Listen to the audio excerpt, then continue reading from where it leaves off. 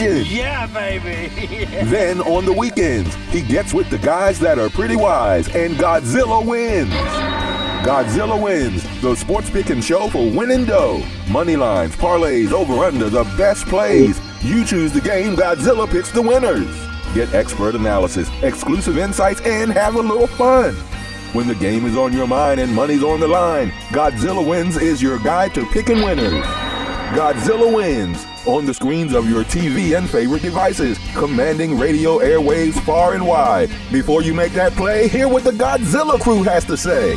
Presented by WestVirginiaSportsNation.com, it's time for Godzilla Wins, all across the John Fredericks Media Network. Oh yeah. For entertainment purposes only. All right, good morning, everybody. Welcome into another edition of Godzilla Wins Saturday show right here on the WVSN network and simulcasting with WV The Torch. I'm your host, Mitch Rogers, coming to you on this beautiful November 22nd, and we've got a monster lineup today. Before we dive into the action, let me quickly remind everyone that Godzilla Wins is for entertainment purposes only. We talk football, we talk numbers, we talk winners, but always gamble responsibly. You got a gambling problem? Call 1-800-GAMBLER, 1-800-426-2537.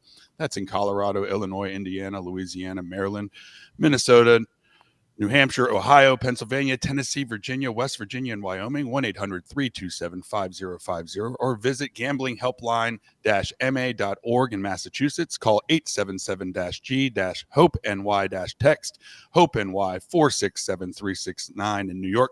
Please gamble responsibly. Call 1-800-NEXT-STEP in Arizona, 1-800-522-4700 in Kansas and New Hampshire, 888-789-777- visit ccpg.org, Connecticut, 1-800-BETS-OFF in Indiana, or visit opgr.org.oregon.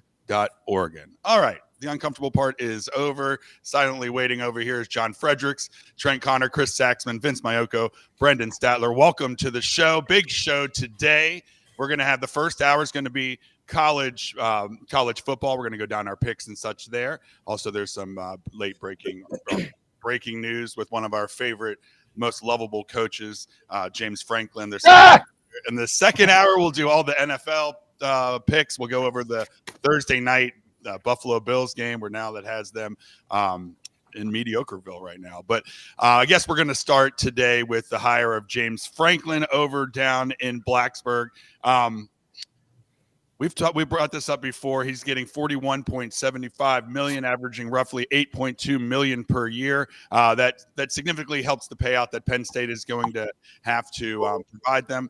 But it provides a big time hire for Virginia Tech. I mean, we talk about like Rich Rodriguez at WVU, but simultaneously, while West Virginia was having its best years, Virginia Tech was also having its best years 20 years ago, and it seems like they have found the right hire for them. I believe it would be the right hire for them, but we'll get the panel's opinions. John, you already had made some noises over there. James Franklin, he's going down to Blacksburg. I mean, it's not the same level, not the same pressure as Penn State.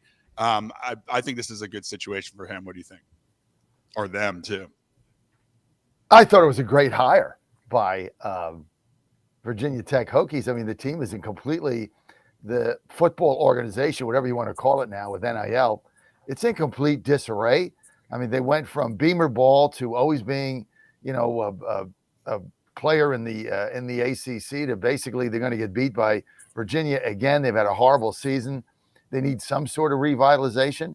I mean, look, James Franklin had a tough season this year. I don't think some of the things that he's done in the past I don't agree with, but they're all around covering the spread, which annoyed me. And he really couldn't win a big game. But look, he had a disaster. He's had a great record with Penn State. He has cachet, no question about that.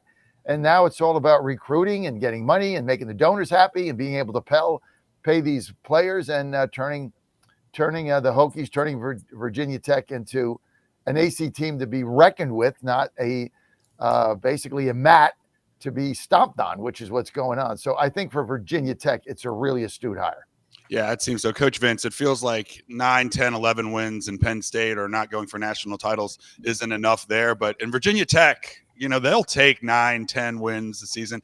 He's an exceptional recruiter. This isn't good news for West Virginia at all. I mean, he's going to be up that Appalachian Trail. He's going to be all over West Virginia. So it's going to be a recruiting battle between him and Rich Rodriguez. But again, with recruiting, he's getting the money he needs. He still has a desire to coach.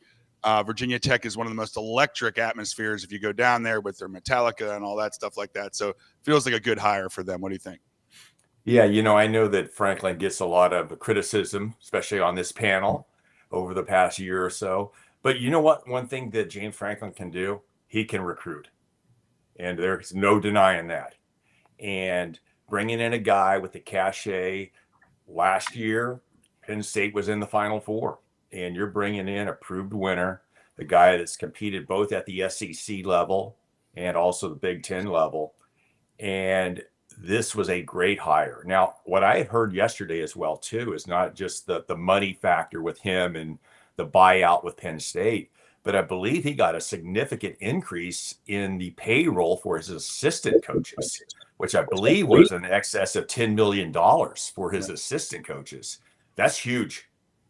And that's huge. When you can get an OC and a DC in there that you want and pay him significantly, you've got a stable program. Yeah, Chris, I mean, we're talking about the resurgence, the Virginia Tech coming back a little bit, but they're almost kind of showcasing what the new era is like. They have a consultant panel that includes like Bruce Arians and so forth, because I was watching the Pat McAfee show, and when Franklin was hired, Arians was like, yep, we got him. And so they've got these panels, these consultants, they've got all this money coming in right now. So Virginia Tech going old school went new school to go old school, if that makes sense, Chris. Oh, that's a good line. Yeah, I just made that up too. That's good. Well, they had good host. That'll wrap next. Having grown up in Virginia and watching the evolution of Virginia Tech football and UVA football and James Madison and Old Dominion and how much it's changed here in the Commonwealth. Virginia Tech had one coach for about 28 years, Frank Beamer. One coach, 28 years. And this is the third one in 9. The problem is now developing an identity that they can sell and recruit with against every other school that has they're putting money in the pockets as well. Franklin's a great recruiter, no question about it.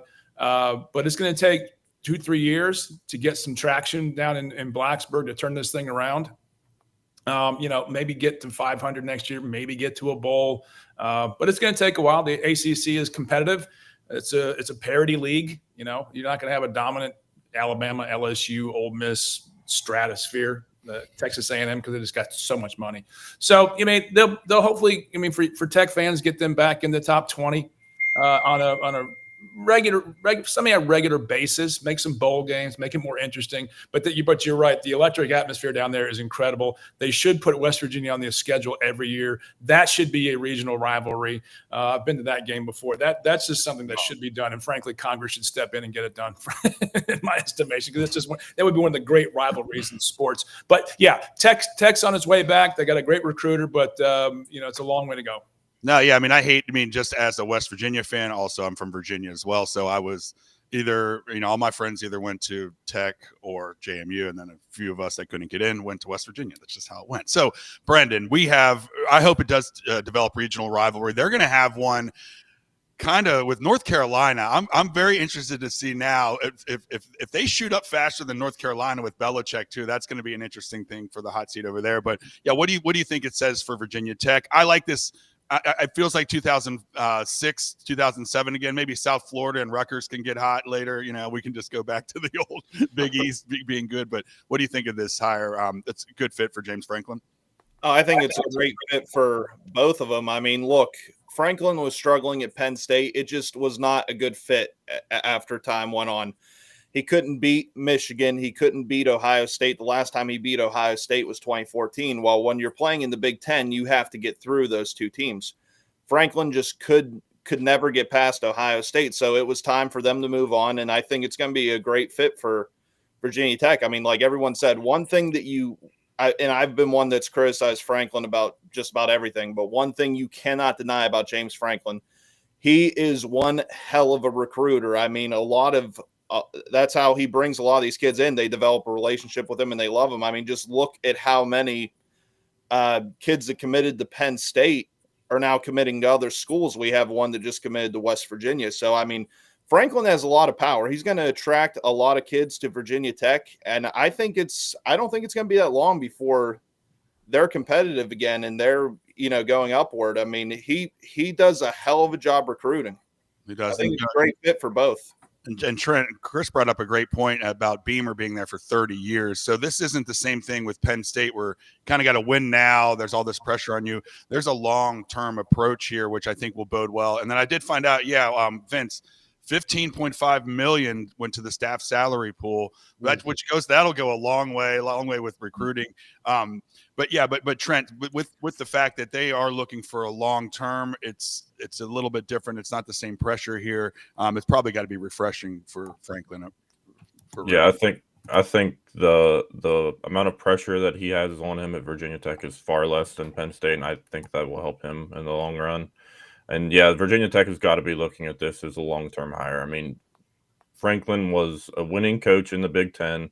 He should take his winning offenses and defenses to the ACC and have a lot of success, especially recruiting. I mean, it's hard to recruit against teams like Ohio State and Michigan. It's hard to get better recruits than those guys. I think that he can get the solid recruits he needs to compete in the ACC for a long time.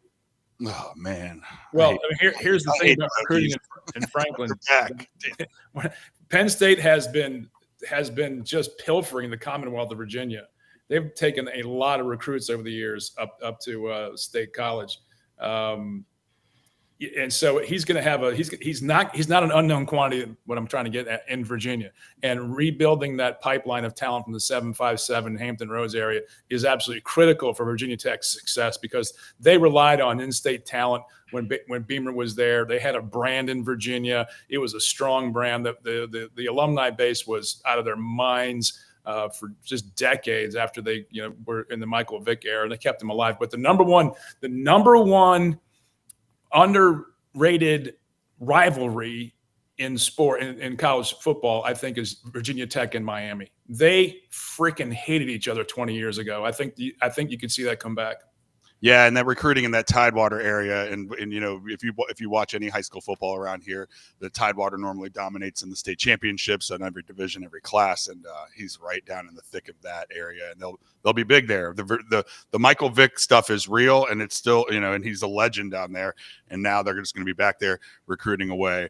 You listen to the Godzilla Wins Saturday show. I'm your host Mitch Rogers, joined by Vince Mayoko, John Fredericks, Chris Sackman, Brendan Statler, Trent Connor. We're going to get to some picks, but first I wanted to throw in another breaking news story that happened last night with Lane Kiffin. So Lane Kiffin with Ole Miss, I mean, he is actually out there looking for jobs down at LSU, down at Florida.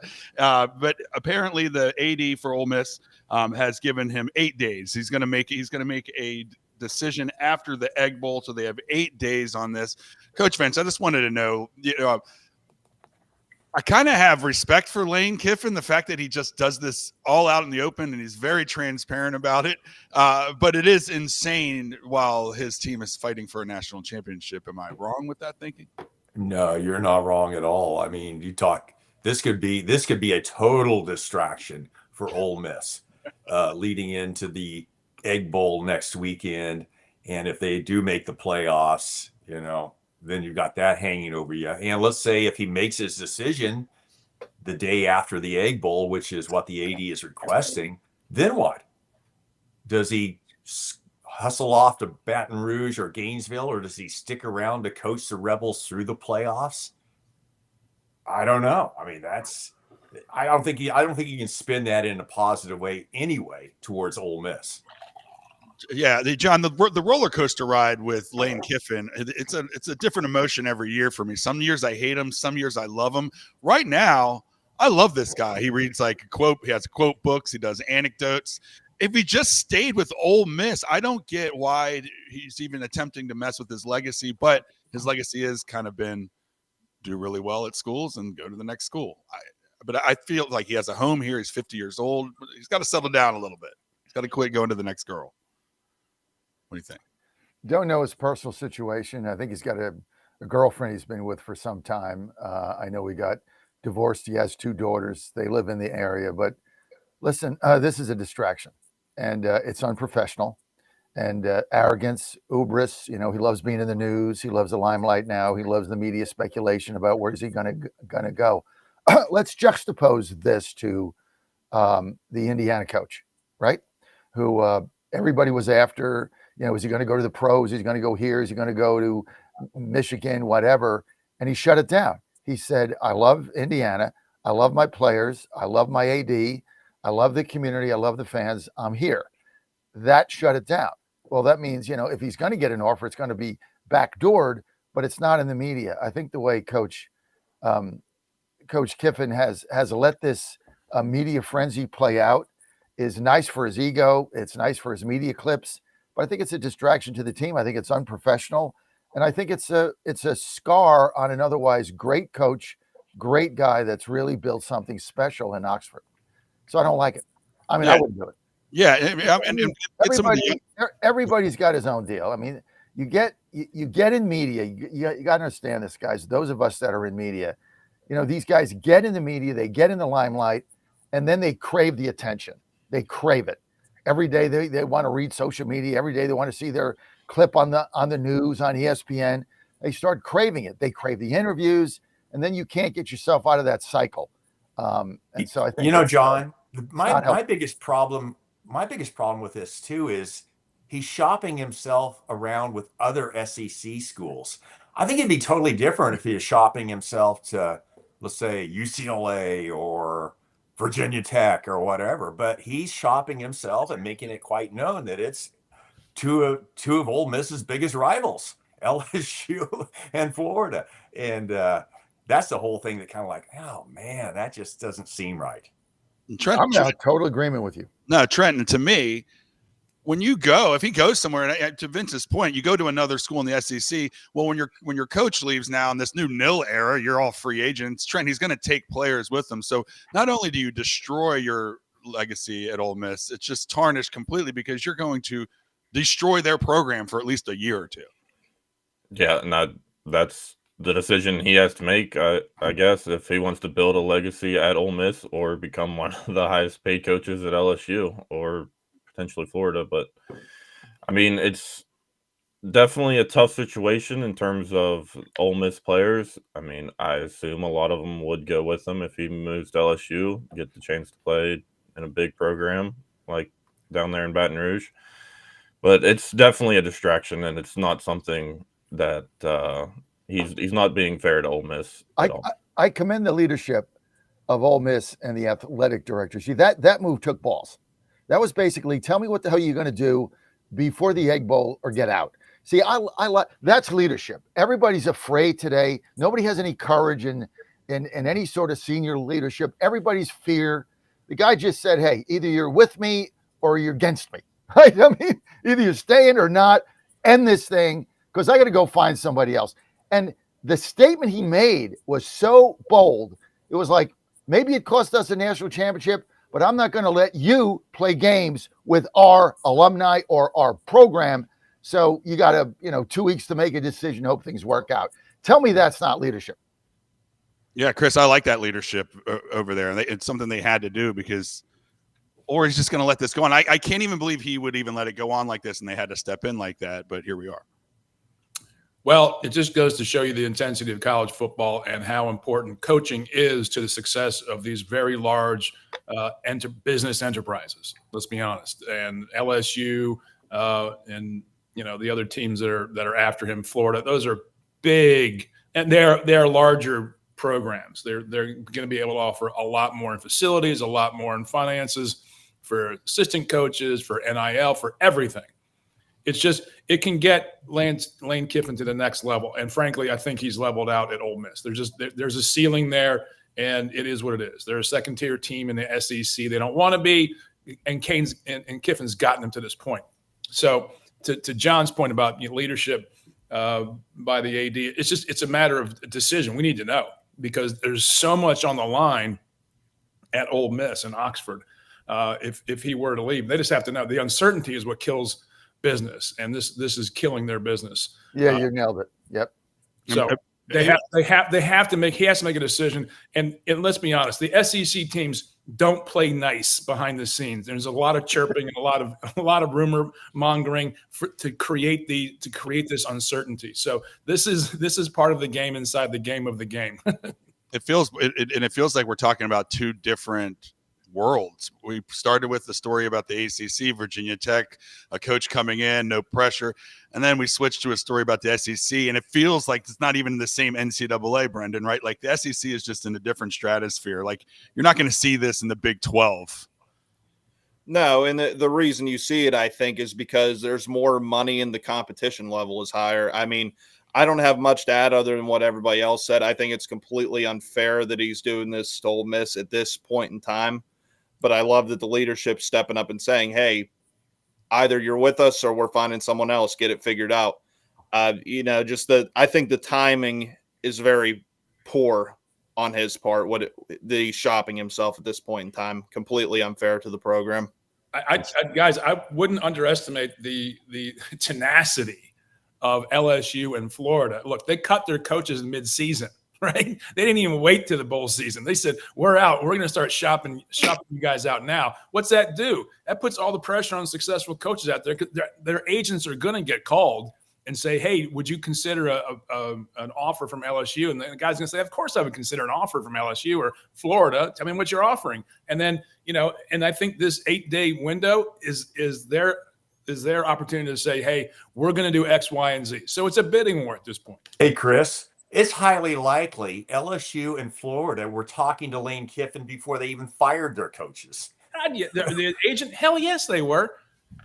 Yeah, they knew going into this season there was a distinct possibility that Kelly and Napier would be gone. And they're talking to the agent all the time. Let's not kid ourselves. Yep, weasels. And you could get into a bidding war like this, as you described it, when you're in the SEC and the Big Ten, because these conferences have a lot more money. Money talks at the end of the day. That's why you don't see this in the ACC and the Big 12.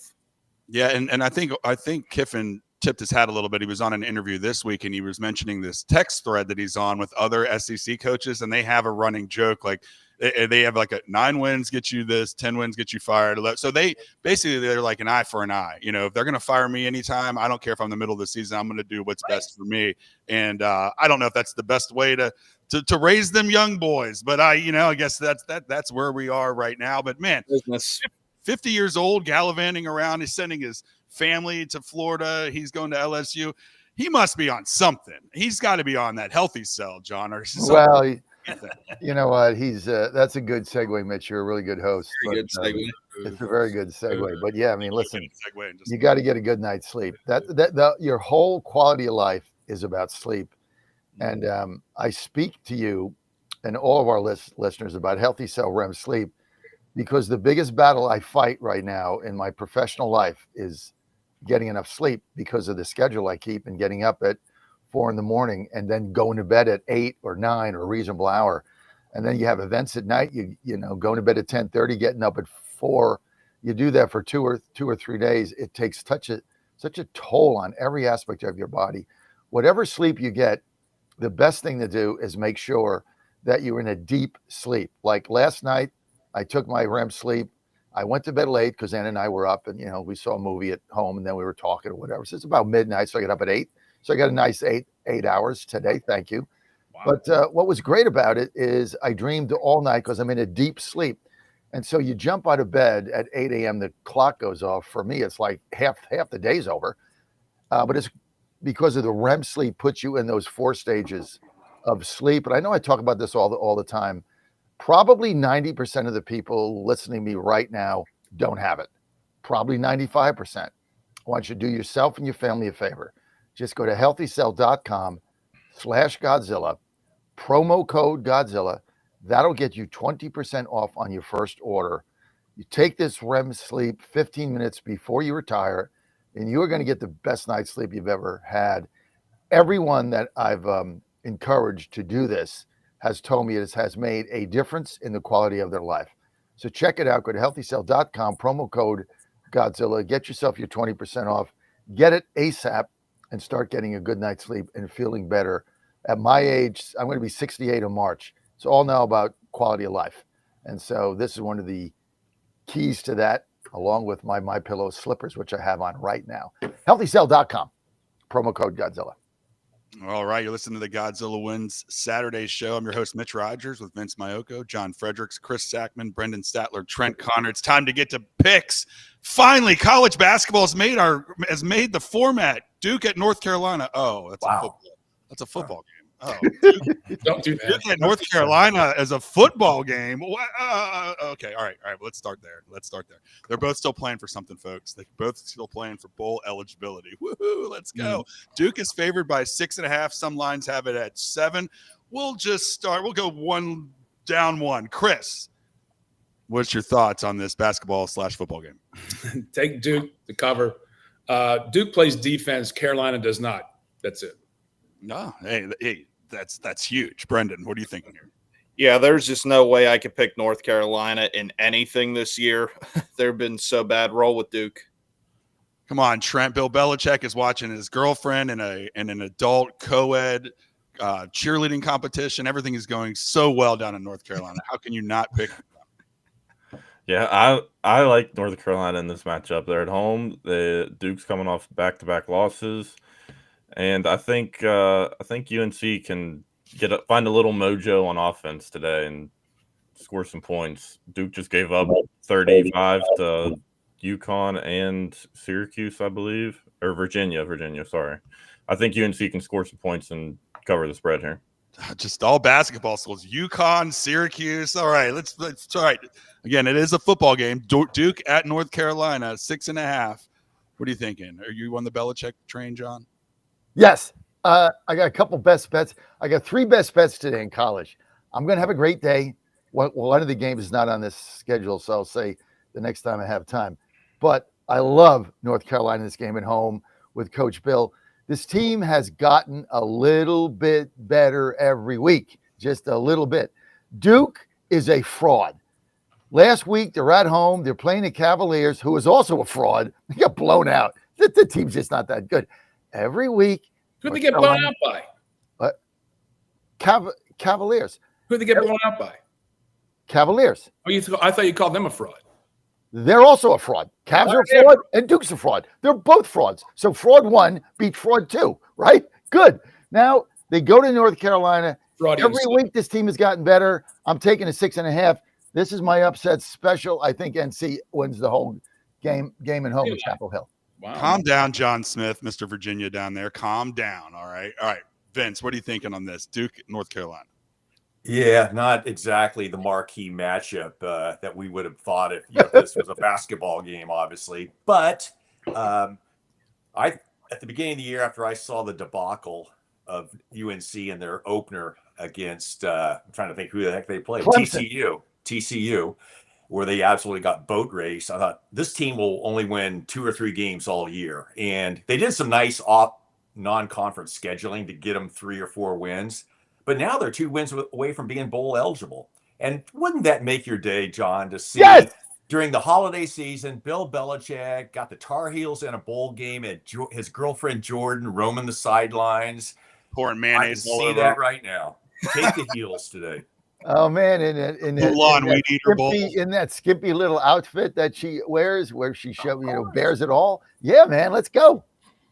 Did I miss anyone? I went in a weird direction. Okay, I think I got it. We went around. Yeah, everybody's all the young guys are jealous that this old man got this beautiful young woman. See, us older guys are like, go for it, dude. I mean, what else you got to live for? Let's go. I'm not hating. I am not remotely jealous. I'm in the frame of mind. Fine, if that's your choice, that's your preference. But she seems repulsive to me. If you like that, I don't care about celebrity relationships in any way. So that's a great comfort to us all, Brendan. Define. If I'm 67, I might, Take himself off the celebrity board. Brendan's off the celebrity board early in this one. Yeah, couldn't care less. See, I know. I can always find out when my wife doesn't watch. So I can get away with anything. And said after they get married, buy stock in Viagra. It's got to go up. Hey, man. Hey, Belichick. More power to you, buddy. That's what I say. He should do a commercial for them. That'd be great. He's enjoying himself. He should do a Viagra commercial. Remember when it first Who was the first one to do the ads for that? Was Bob Dole. Remember Bob Dole? He ran for president. He was said, this thing is great for me, Elizabeth. Presidential vote. How many times do you say his own name in it? Commercial. Dole. Bob Dole did a Pepsi commercial. I don't think he did Viagra. Yes, he did. Bob Dole did the first Viagra commercial ever. All right, Bob Dole. Hey, it's one of our listeners. That's still a bad visual. Back check us on that one. Bob Dole drinks Pepsi. Bob Dole takes Viagra. Bob Dole. That was the commercial. Britney Spears popped up, and Britney Spears popped up on the commercial, and he says to his dog, "Down boy." All right, of course I'm already behind because we're talking about Dole and Viagra. All I know is Coach Vince. How are those lights working out for you there, buddy? Well, you tell me. They look great. Everybody looks shining. Everyone's got professional light. Yeah, we just got random lights I got delivered, and I figured it was from the John Frederick Radio Network because I don't know who else would have delivered me random lights, but thank you. I do appreciate it. You're welcome. Next game on the sketch, very familiar to us West Virginia fans here. Arizona State at Colorado. Colorado's first game since losing to the aforementioned West Virginia Mountaineers. Arizona State played West Virginia last week. Thought we should have had that win. Arizona State has had a good all-around season, up and down a little bit here and there. 7.5, they are favored here. We'll start with you, Brendan. What are you thinking on this? You've watched these two teams a bunch this year in the Big 12.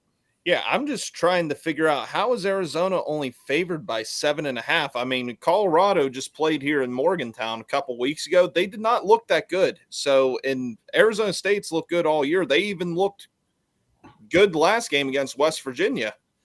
I don't know how they're only favored by 7.5. There's no way I can't pick the Sun Devils this game. Oh, it sounds like he's going for like a lock of the week there. Yeah. Arizona State 7.5. What are you going? Yeah, I like Arizona State to cover the spread in this one. There's one injury that is kind of worrisome. The Sun Devils' best receiver, Jordan Tyson, is game time decision with a hamstring injury. He's missed the last few weeks. If he plays, I love the Sun Devils. If he doesn't play, I would lower my unit size, but I still like the Sun Devils to cover against this not good Colorado team. John, we never lower our unit size. You know what I mean? Ba-boom, boom. All right, Arizona State at Colorado. Arizona State 7.5. Is Leavitt playing or Levitt? Is their No, he's done for the year. For the year. It doesn't matter. That doesn't matter. They're still going to beat Colorado. Yeah. John, what are you thinking? Oh, you got to bet the Sun Devils here. I mean, look, everybody loves Deion, the story and the whole thing, and I love he's got the biggest cross and crucifix of anybody in media that he wears it. I just love that, but his team is very good. That's really the problem. And ASU's a pretty good football team, and 7.5. This game probably should be 9, but there's a lot of Colorado money when they're at home, so I'm going to take the Devils minus a 7.5. They're just a better football team on every aspect of the game. They should win this game handily. Vince, I like that John's pros and cons list was like better at everything, and then pro Jesus piece. Deion Sanders is the one pro. I do like that he wears the big old Jesus piece. Well, will it be enough? Will it be enough? It's bigger than the crucifix Mike, right? Will be enough today. In fact, the line is now 8.5. Whoa! It went from 7.5 to 8.5. So I'm going to take the Buffaloes today in Boulder. Ooh. Chris, that line movement makes me think you take Arizona State all day long. Chris, what do you think? Well, this is a low dollar bet, but take Arizona State to cover. I really don't care about the game. This is nothing I want to have an emotional investment in. Late game altitude, sideways energy in Boulder. It gets weird there, but just take Arizona State. Don't go mortgage on this one. You can tell Chris isn't part of WVSportsNation.com because we care about this game. This is Big 12. We got to look at them, see what's happening next year. All right, moving on. Number 11, BYU, also Big 12er, at Cincinnati. BYU only favored by 2.5. I thought that was a little bit weird, but BYU has been up and down a little bit. Coach Vince, we'll start with you. Yeah, I mean, huge game for BYU. I mean, I believe, do they have to run the table to make it to the title game, or can they afford a loss? Yeah, they have to win out. They have to win out. So with that alone right there, that tells me you got to go with BYU here. All right, John, where are you going to go with this? Cincinnati got exposed last week. I bet them last week. I laid 5.5. I was never in the game. And at home, and they just got exposed. They have weaknesses up front. They have weaknesses in the secondary. They couldn't stop a cold last week at home. They had all the hype, and when you see a team get, I don't know what the word is here. I'm trying to find, just get ripped open the way they did last week at home. I don't see it. BYU has beaten good teams consistently, home or away, and they're in a really good position here to get in the title game. I'm going to go with BYU minus the 2.5. Yeah, Trent, BYU can flat out run the ball, 195 yards a game, and Cincinnati gives up about 150 yards per game. That feels they got exposed. Big weakness there, right? Where are you going with this one? Yeah, Cincinnati's quarterback, Brendan Sorsby's had 3 pretty bad games in his last 3. His completion percentage is under 50%. Now he's dealing with an ankle injury that has him, he's probable, so he's going to play, but it's going to limit his rushing upside. I love BYU in this matchup. I think Bear Bachmeier gets a lot of yards with his legs today, and they control the ball with their rushing attack. Yeah, Brendan, we've seen BYU's dominance. Do you think it extends today? Oh, it absolutely does. I mean, look, it's a Big 12 title on the line. They're going to roll into Cincinnati and completely dominate the Bearcats. This one, I don't even expect to be close. BYU is going to steamroll Cincinnati. All right, Chris, I know it's the Big 12, but you have to make a pick. I don't have to make a pick. I'll choose to make a pick because you're on. It's one thing to spend time on the Big 12. It's another thing to spend time and money. Take BYU to cover. 1/10 of a unit on BYU. All right. Speaking of money, did you see? And it's just kind of more in the BYU theme of things. The amount of money they spent on that basketball player that's projected to be the #1 pick. I think he got $8 million of NIL money by BYU. BYU moving forward is going to be huge players with NIL because of the Church of Latter-day Saints. They're coughing up a lot of money for high school recruits right now and portal guys. Look for BYU, not just in football, but in basketball, to be big-time players in portal and NIL money. Yeah, that is an absolute great point. And you got the church money behind you. Utah, BYU going to be. It's not church money. It's Mormon money. Let's just call it what it is, right? I don't know what else they have to do to spend their money on besides like 7 wives. I guess they might as well spend it on NIL. Oh, newsflash! Bill Belichick just became a Mormon. He wants 7 wives. He's got 24-year-old, and he's just moving on. All right, we're going. Number 21, Illinois at Wisconsin. This one is in Madison, Wisconsin. Like I said, Illinois favored by 8.5. Over under is 41.5. Chris, we'll start with you. What are you thinking on this one? Oh, Illinois. Wisconsin can't score. They've crapped out their season. Illinois just shows up. They'll cover. Brendan, what are you thinking? Same thing? Yeah, I have to agree with Chris. Wisconsin's just not that good this year. I'm taking Illinois in the points. Trent, what are you thinking? Yeah, I like the Illini too. Wisconsin cannot score points, like Chris said. That also makes me like the under in this game. Illinois is going to have to score the points if they want to go over, and I don't think they do it. John, what are you thinking? You can't bet Wisconsin, right? You just can't. I mean, they don't score. They don't play defense. Let's bet the team that doesn't score and doesn't play defense, and maybe they get a backdoor covered 8.5, but they don't score. So how are they going to do that? Illinois all day long. Roll it. Vince, they're 7-3-0 against the spread, matching their record. What are you thinking? What has happened to the Wisconsin football program? Woo. Do they have a church with money? They need something. When Brett Bielema left Wisconsin to, I believe, Arkansas, I'm dating myself here, 10 years ago, they haven't been the same. And ironically, they're playing Brett Bielema and the Indiana or Illinois Fighting Illini today. So take the Illini. Yeah, I'm going to take the Illini as well. All right, moving to the big bad SEC. Number 20, Tennessee is at Florida. They're getting off, hanging out with Lane Kiffin's family. Tennessee favored by 4.5, over under pretty high, 57.5. John, what do you want to do? I was looking around seeing who was the most prepared and ready to go. So. It would be me. I mean, come on, man. I mean, just come on. This is one of these games you look at and you say, okay, you're in Gainesville, you fired your coach, you're trying to get Kiffin. Basically, you guys suck, right? Tennessee comes in. Why are they only minus 4.5? Why aren't they minus 10 or 9, right? Or 30. John, it's now 30. 3.5. It went down to 3.5. Everybody is betting Florida. Why? Because they're at home. This is their big game. They always play Tennessee tough, always.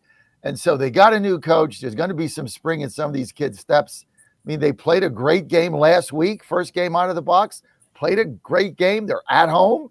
Maybe Kiffin's going to watch it. I don't know, but I got to go with Florida here. That's why they went down. Everybody's betting Florida. And you think it would go the opposite, right? Because if you look at their records and things of that nature, it would seem like, hey, Tennessee's the play here. They're actually battling for something. Florida's not. But I love Florida at home. And it's already down to 3.5. I'm going to take them with the 3.5. Coach Vince, these spreads are weird in the SEC, right? You know, they played Georgia and Mississippi well, but they get blown out by Kentucky. Florida's defense was dominant early on, but now they've shown some cracks, and you can throw on them. I would think Aguilar for Tennessee should be able to pass on this defense, but spread's awfully close there. What are you thinking? It is, and like I said, it dropped to 3.5. This is one of the few SEC matchups where SEC schools are actually playing each other. This is the typical week where SEC takes a week off and plays Alabama Tech and Alabama Tech.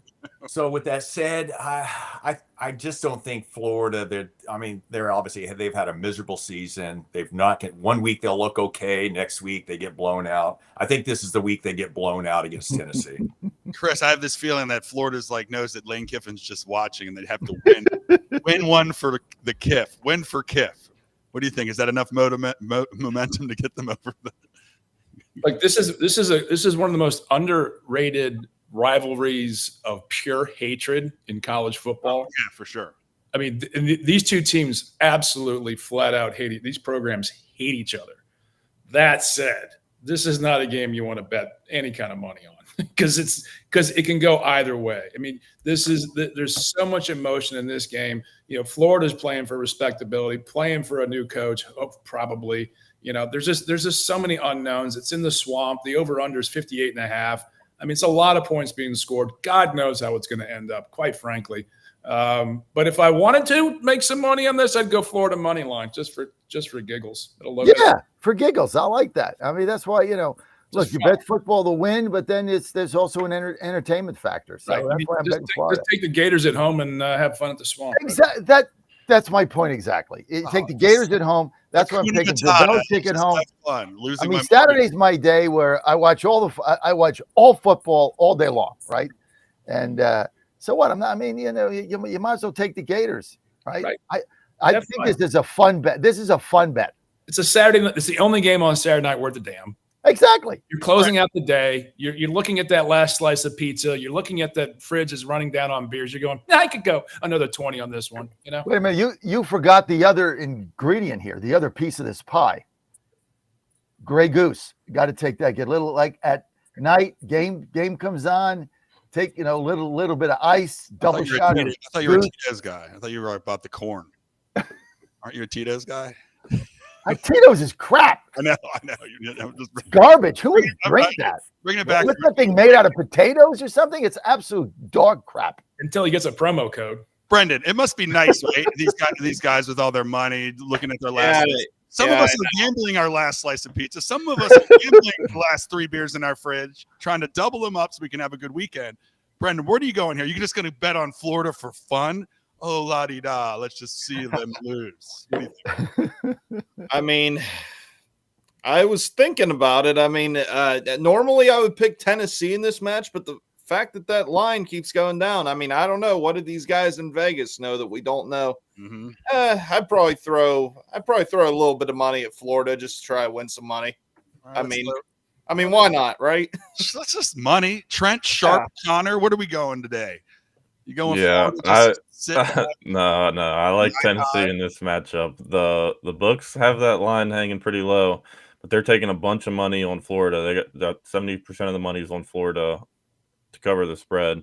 I think the big stat to watch here is third down offense. Tennessee's really good on third downs. Florida is pretty bad. So I think Tennessee rolls here. All right, we're moving on. I'm running behind a little bit, but this is a big game for the Pittsburgh area. Pittsburgh at Georgia Tech. Pitt coming off of their, they're just Notre Dame wasn't anybody. They didn't need to win that game last week. They weren't even looking at it. They were looking ahead to Georgia Tech to try to win the ACC. Georgia Tech favored by 2.5. Brendan, with your Pittsburgh Steelers hat. Let's start with Pittsburgh over there. Big one for them. James Franklin, everyone, stealing the spotlight, all the news over there, but Pitt having a pretty good season and trying to play for the ACC title. Yeah, they have had a good season, but this is where it runs out. They are going to get absolutely dominated by Georgia Tech today. And I think they have Miami after this.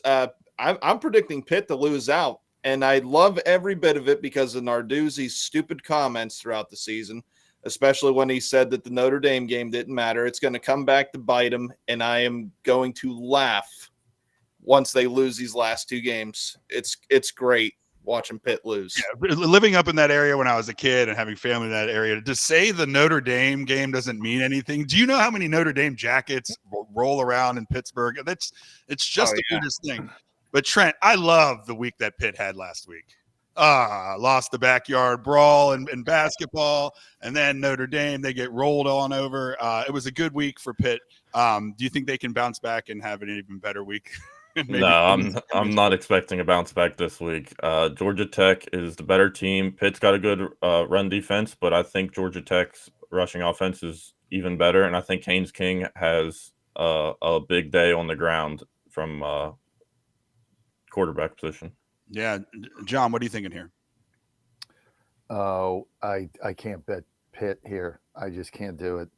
I mean, Georgia Tech has surprised a lot of people over the season in a lot of different ways. They're going to run the football, and I just don't think Pitt is that good. They've had some big wins. Certainly, the upset early in the season that caught everybody's attention, but I just can't see them here. One comment I'm going to make, though, that I just have to roll out to Coach Vince when he said BYU is getting all the money from the Church of Latter-day Saints. Why isn't Notre Dame getting all the money from the Catholics, right? Why are we sending money to Notre Dame?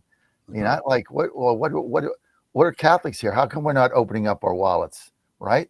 I mean, we should all be giving money to Notre Dame. All the Catholics out there like me, why aren't I giving them money? Catholic. I don't like Notre Dame. F them. No. I'm not Catholic, so you guys go ahead and pay up. Yeah, they have their own money. They have their own TV contract. They don't need my money. They don't need any. Coach Vince, I mean, Pitt has a pretty darn good running back, and Georgia Tech's running defense is in shambles right now. It's all Georgia Tech right now, but I don't know. I think Pitt has a chance. What do you think? Oh, did I already go to you, Coach Vince? I'm sorry. Yeah, I can hear you. In this game, I tell you, back this summer, we looked at futures as far as college football.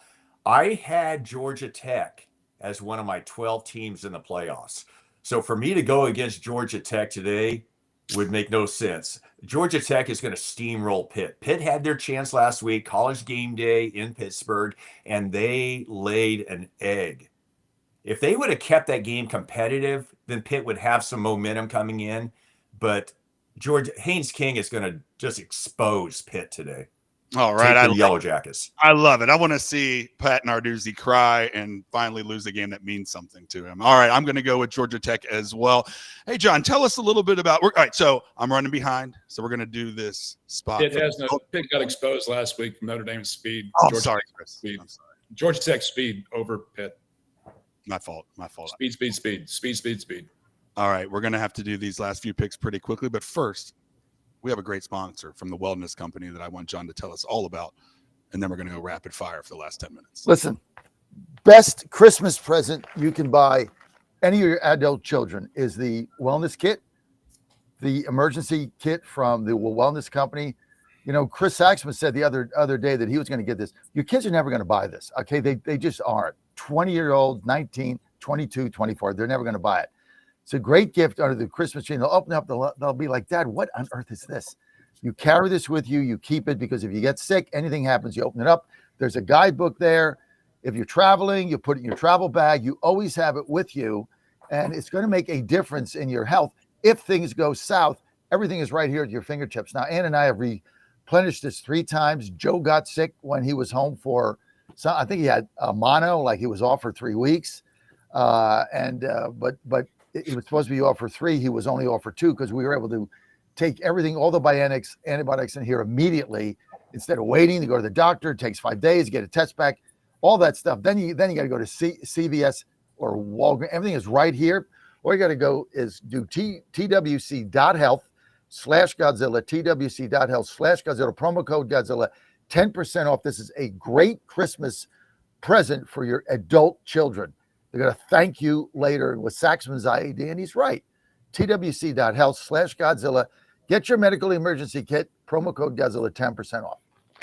Listen to the Godzilla Wins Saturday Picks show. I'm your host, Mitch Rogers, joined by Vince Mayoko, John Fredericks, Chris Saxman, Brendan Statler, and Trent Connor. All right, I've got 5 games left and only like 8 minutes. I'm going to skip Kansas State at number 12, Utah. Utah's favored by 17.5. If anybody wants to say anything about this game, go ahead. If not, we're moving on. Arkansas at number 17. Nobody wants to play Utah right now. Utah is the hottest team in the Big 12. Texas Tech, BYU wants no part of him. Fortunately for Texas Tech and BYU, they hold the hammer on them, so they probably won't see them in the Big 12 title game, but Utah is rolling right now. You got that church money. Lock. They're a state university. It's a lock. Oh, no, they can't take. Okay. All right. Arkansas at number 17, Texas. Texas still playing to try to get into this playoff. The Texas is favored by 8.5. Over under is 58.5. Chris, we'll start with you. Putting any units on this one? Nope. All right. I'm touching it. Nothing. Brendan, what are you thinking? If I had to make a pick, I would pick Texas and the points. Yeah, I like that. Trent, what do you think? Is anyone else concerned about Arch Manning's throwing slot? I mean, I don't like how sidearmed it is. Maybe I'm just not seeing enough of him play, but I don't like the way he throws the ball. It's just weird though, because he has full access to the Manning Academy. You think they could figure it out? Trent, where are you going to go? I think you're muted. Sorry. Texas has been playing teams like this pretty closely all season, but I think at home they break away from Arkansas here and cover the spread. All right, John, with the funky arm motion. I can't lay 9 points. I can't bet Texas. I just can't bet them. I have no confidence in this team, and I just can't bet them. So I'm not going to bet this game, but I've only got 40 seconds. I'm going to give you my third best bet of the week, which is Florida Atlantic plus 7.5 over Connecticut. I'm all over this game. I picked them last week. They won last week. This team is defying. They're on nobody's radar screen. No, they're on no one's screen. They're on nobody's radar screen. They're at home in Boca Raton. They're getting 7.5. Connecticut's got to go down there. I love this game, and I love Florida Atlantic plus the 7.5. I'm also betting him on the money line. This has got upset written all over it. John's got the nursing home connection, Coach Vince. He's down in Boca, just getting all the inside scoop over there. On ESPN Plus, you have to scroll for like 30 minutes to the right to find this game. I don't even know. Are we picking that game? No, Texas. Are you going to? No, I don't have a pick on the Texas game. I took my time to give you my best bet. I like to know. Best bet of the day. I love that. All right, we're going to move on. If you didn't pick, we'll put it into the chat. We'll tell you later. Number 22, Missouri at number 8, Oklahoma. Oklahoma is favored by 6.5. This is a big game, Coach Vince. You going to put any units on this one? Yeah, I think if Oklahoma runs the table, they're probably in the playoffs, aren't they? Yeah. So take the Sooners in this one. Oh, Boomer Sooner. Chris, where are you going to go? Oklahoma, where the wind comes sweeping down the plain. Yeah, their defense is real. That my money line pick last week was Oklahoma at Alabama. That worked out pretty well. I think they're going to keep the momentum going here and shut down Missouri. Oh, man, my heart's with Missouri here, Brendan. Any chance that they could pull off this upset? Oh, not against this defense. Oklahoma's defense is the number 1 in the SEC. They only average allowing 82 rushing yards per game. I mean, I don't see how they're gonna break through that defense. Take Oklahoma. Yeah, hence the low over-under at 42.5. Trent, where are you going to go? Yeah, Missouri's getting 66% of the money on the spread. I love Oklahoma in this matchup. I think their defense stifles Missouri's offense. John, what are you going to do? Oklahoma big. Missouri does not win on the road. Oklahoma's defense is real. I could see this game being 28-6, 28-13, but I'm going to lay it.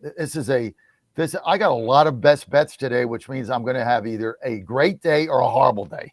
But I absolutely love Oklahoma at home in this game. Missouri just does not win on the road. All right, moving on to Nebraska at Penn State. Man, has a big-time feel with names only, it looks like. Teams, Penn State is favored by 8.5. Brendan, I'll let you start. That's your neck of the woods a little bit. You think Penn State can pull off this, pretty much blowout victory, 9 points or more? No, I'm not ready to pick them yet. I think last week was sort of a fluke in a way. I just don't think they're that good right now. I don't have any confidence to bet them. I would go Nebraska in this one. Trent, where are you going to go? Yeah, I'm leaning Penn State in this one. I think that the books are not giving them enough respect here, and just for that reason, I'm going to take Penn State. Coach Vince, how about you? Yeah, this line's now 9.5. I'm going to take Nebraska in this one. Oh, going Nebraska. Chris, where are you thinking? Yeah, Nebraska covers. Nebraska to cover. John, people picking the under. I got another best bet. This is just a crazy weekend for me. I love Nebraska getting 8.5 at home, or I think it's up to 9 now. I just saw on 9.5. DraftKings. It went up to 9.5. Everybody's betting Penn State. Yeah, whatever. I like Nebraska at home. I think they have a shot to win this game. Remember my philosophy: if I think the team can win, and I'm catching wood, I always take the dog. I think they can win this game at home. Not impressed at all with Penn State. And so I love Nebraska. It's my third best bet of the day, plus 9.5. All right. The game of the day, number 15 USC at number 7 Oregon. Could be a lot of points scored, especially in the second half of that game. Over under is 59.5. Oregon minus 10.5. A lot on the line for Lincoln Riley. Coach Vince, I'll start with you here. This has, with a weird schedule with the SEC playing a bunch of bad teams, this is definitely the game of the week for me. Yeah, and kind of a weird kickoff, too. I thought this would be after dark on a Saturday night. But, hey, this line has dropped from 10.5 down to 8.5. So a lot of money being thrown USC's way right now. A lot of points. It is in Eugene. Huge home field advantage. But USC is really good, and I think this is one of these games I could see Oregon winning it by 3 or 4 points. If that's the case, then USC covers. So we'll go Trojans in this one. Chris, what are you thinking here? Oregon. I think they cover probably about 2 touchdowns. Brendan, what are you going to put on this one? I got to go with Coach on this one. This feels like it's going to be a close game for some reason, so I'm going to roll with my gut here. I think Oregon wins, but I think the Trojans cover. Trent, where are you going to go? Yeah, to touch on those guys' point, these offenses are legit. There's going to be a lot of points scored in this game. I think it's going to come down to the wire, and for that reason, I like USC and the over. John, where are you going to go? Turn out the lights on USC. The party's over. I mean, come on, Lincoln Riley, you're not going to beat this team. But I'm with Trent here. I never count Lincoln Riley out of scoring points, and that's the problem with a big spread. So I don't think they can win, and I don't bet the over/under, so I'm going to pass on this game. Oh, man, you were this close to betting the over, John. I can feel it. I'm going to bet the over. I'm not afraid to take that over. All right. Hey, rewind the tape if you want to get back and hear our college picks for the first hour. The second hour, we're going to get to NFL picks and break down the Thursday night game. Could we possibly be seeing a playoffs that doesn't have Lamar Jackson, Josh Allen, Mahomes, and Joe Burrow? It's on the table, especially after that Thursday night. We'll be back right after this for the second hour on the Godzilla Win Show. West Virginia Sports Nation gives you a top-of-the-mountain view of the Mountaineers sports landscape. See what's happening in all the sports, far beyond football, basketball, and baseball. Gymnastics, track and field, rowing, swimming and diving, golf, volleyball, tennis. More sports, more stories. If the Mountaineers play the game, WVSportsNation.com has it covered. Up-to-date and insightful articles written by Mountaineers for Mountaineers Nation. WVSportsNation.com. WVSportsNation.com. WVSportsNation.com.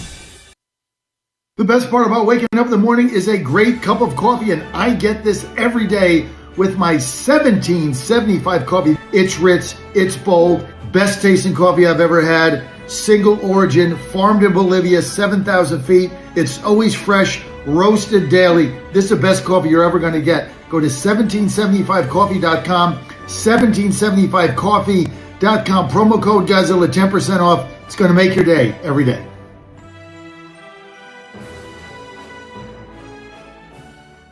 You woke up with a sore throat and a low-grade fever. You know you are getting sick, so here's your choices. You can get sicker and miss work, try to see a doctor this week, or sit hours in a crowded waiting room at urgent care. I have a smarter option for you. Open your medical emergency kit. Match your symptoms to doctor-recommended prescription in your booklet and take the right meds now and get well faster. This is not a first aid kit. It's like having an urgent care in your home. It includes doctor-prescribed medications to treat over 39 medical issues like respiratory infections, strep throat, pneumonia, UTIs, and more. No waiting to see the doctor and no standing in line at the pharmacy. It's right here. Every home should have at least one medical emergency kit, and here's how to order. Order online fast and save $45. Your kit with prescriptions to treat common and life-saving illnesses is rushed to your door. Visit twc.health/Godzilla. Promo code Godzilla. That's twc.health/Godzilla. Promo code Godzilla. John Frederick, your Godzilla of truth, fiercely independent. No ties to Wall Street, I promote Main Street. The John Frederick Media Network, privately owned and operated, on top of the issues on air and online. Trucking the truth every day for 14 years. The John Frederick Show drives your morning, weekdays 6 to 10 a.m. Eastern. The only independent White House correspondent with live reports from the White House. Hit JohnFredericksRadio.com. Watch at JFMN.tv. John Frederick, your Godzilla of truth. Who's going to stop me now? Nobody. Did you know that somebody could literally steal your house? Yeah, that is a thing that happens. It is when a criminal forges your signature on one document, uses one fake notary stamp, and then spends about $30, $40 with the county recorder. They then take out loans using your home equity as collateral. And the worst part of it is, you don't even know it's happening until you start getting collections and foreclosure notices. Most people don't check on their home title because why would you feel like you needed to? But this right here is why you need to use Home Title Lock. They have a $1 million triple lock protection that helps keep your home and equity safe. It includes 24/7 monitoring with protection immediately, urgent alerts in case there's any changes in your title. Then if fraud does happen, they have a US-based restoration team that will spend up to $1 million to fix the fraud and restore your title. Find out if you're already a victim. Go to HomeTitleLock.com now. John Frederick, he's America's Godzilla of truth. All week long, he's world-renowned for his proficient proclivity to prophesy the people's political picks with pinpoint precision. Yeah, baby. Then on the weekends, he gets with the guys that are pretty wise, and Godzilla wins. Godzilla Wins, the sports picking show for winning dough. Money lines, parlays, over-under, the best plays. You choose the game, Godzilla picks the winners. Get expert analysis, exclusive insights, and have a little fun. When the game is on your mind and money's on the line, Godzilla Wins is your guide to picking winners. Godzilla Wins, on the screens of your TV and favorite devices, commanding radio airwaves far and wide. Before you make that play, hear what the Godzilla crew has to say. Presented by WestVirginiaSportsNation.com, it's time for Godzilla Wins, all across the John Fredericks Media Network. Oh yeah. For entertainment purposes only. Good morning, everybody. Welcome to the second hour of the Godzilla Wins Saturday show right here on the WVSN network, WV The Torch. John Fredericks, Vince Mayoko, Brendan Statler, Trent Connor have joined me, and I'm Mitch Rogers. And the second hour is always fun NFL talk everywhere. We're going to get through all the picks, get through some headlines. I mean, obviously, the number one story that everybody wants to talk about is Shedeur Sanders, right? Finally getting the start. I can't wait to watch Shedeur play for the Cleveland Browns. It's been such a travesty. No one's ever he's not got a chance. Brendan, are you excited about Shedeur? I'm just kidding. Not even slightly. My response, I don't know if I could say it on radio, so I'm just going to be quiet. Shedeur Sanders moving the needle. He's going to get the start against the Raiders. I don't know why him starting in a 5th round pick goes up and down the meter. But man, the main story really is these other quarterbacks, these quarterbacks that have proven themselves, that have gone to Super Bowls, that have won Super Bowls, that have gone AFC titles, have MVPs everywhere. I mentioned it. I teased it a little bit. Josh Allen and the Buffalo Bills lost to the Texans on Thursday Night Football. Coach Vince putting them in serious jeopardy of not making the playoffs. When you look down the list of the AFC contenders, Patrick Mahomes, if they lose this week, they could be out. Baltimore Ravens hanging on by a thread. They're obviously trailing the Pittsburgh Steelers money, and the Vegas has them going to the playoffs. But all the Steelers have to do is keep winning, and they're out. You have Joe Burrow's going to come back this week, trying to keep Cincinnati Bengals faint playoff hopes alive. What is going on? And is this parity good for the NFL, Vince? Well, yes and no, I guess. It just depends upon who you're rooting for, right? But I think the biggest thing the take from the other night was Houston's defense is legit. Number one in the NFL. I know that. They punished Josh Allen like I've never seen Allen punished before. And boy, if Houston can find a way to get some more wins down the stretch, and obviously right now, I mean, their quarterback they had the other night looked pretty darn good. It really did. You wonder if putting CJ Stroud back in the lineup, I don't know. I mean, it's one of those things if Stroud's healthy, you start him, but boy, if the Texans can make the playoffs with their defense, I think a good defense travels well. Brendan, 8 sacks. Like I said, they punished Allen the other night. Yeah, DeMeco Ryans can draw them up. 8 sacks. And when you're looking at it, I mean, I look at another, blitz heavy, pass rush heavy team. Like the Bills can be exposed by a lot of teams, including the one on your hat, I think. But what does this say? I mean, Josh Allen, when you have Mahomes down and if there's so much pressure because Josh Allen is a generational talent and you're seeing his window almost being squandered. Yeah, it's amazing to see, actually. I mean, this guy, Josh Allen, is arguably the best quarterback in the league right now. Right there with Patrick Mahomes, as much as I hate Mahomes. It's amazing that he has not gotten to a Super Bowl yet. I mean, how many years has he been in the league now? And his window is closing. I mean, I'm very concerned about the Bills this year. That was not a good outing, and neither was their outing a couple weeks ago where they got walloped by the lowly Miami Dolphins. I don't see this team making the playoffs. They're in trouble. Yeah, Trent, I mean, Brendan brings up a good point because both of those games, there's pressure, and Buffalo's looking to right their season. Allen is playing MVP caliber football, some of the best football we've seen in the last decade. And in those key moments, they came up short again, and that's got to be troublesome if you're a Buffalo Bills fan. Yeah, out of the 3 teams you mentioned, the Ravens, the Chiefs, and the Bills, I think the Bills are the most likely to not make the playoffs. The Patriots and Drake May have complete control of the AFC East with an easy schedule remaining. And the Bills have lost 2 primetime games this season against the Patriots, now against the Texans. I don't like the way that their season has gone, and they need to build a better defense, especially stopping the run going forward with Josh Allen. Chris, and it seems like if you're trying not to screw up this window for Allen, you don't want to just blow up the front office and head coach. But if the Buffalo Bills don't make the playoffs, I mean, it feels like his heads would roll, or in some sense, at least, hey, you got one more season to make it right. Well, let's look at the remaining schedule before we lose our minds. Still a damn good football team.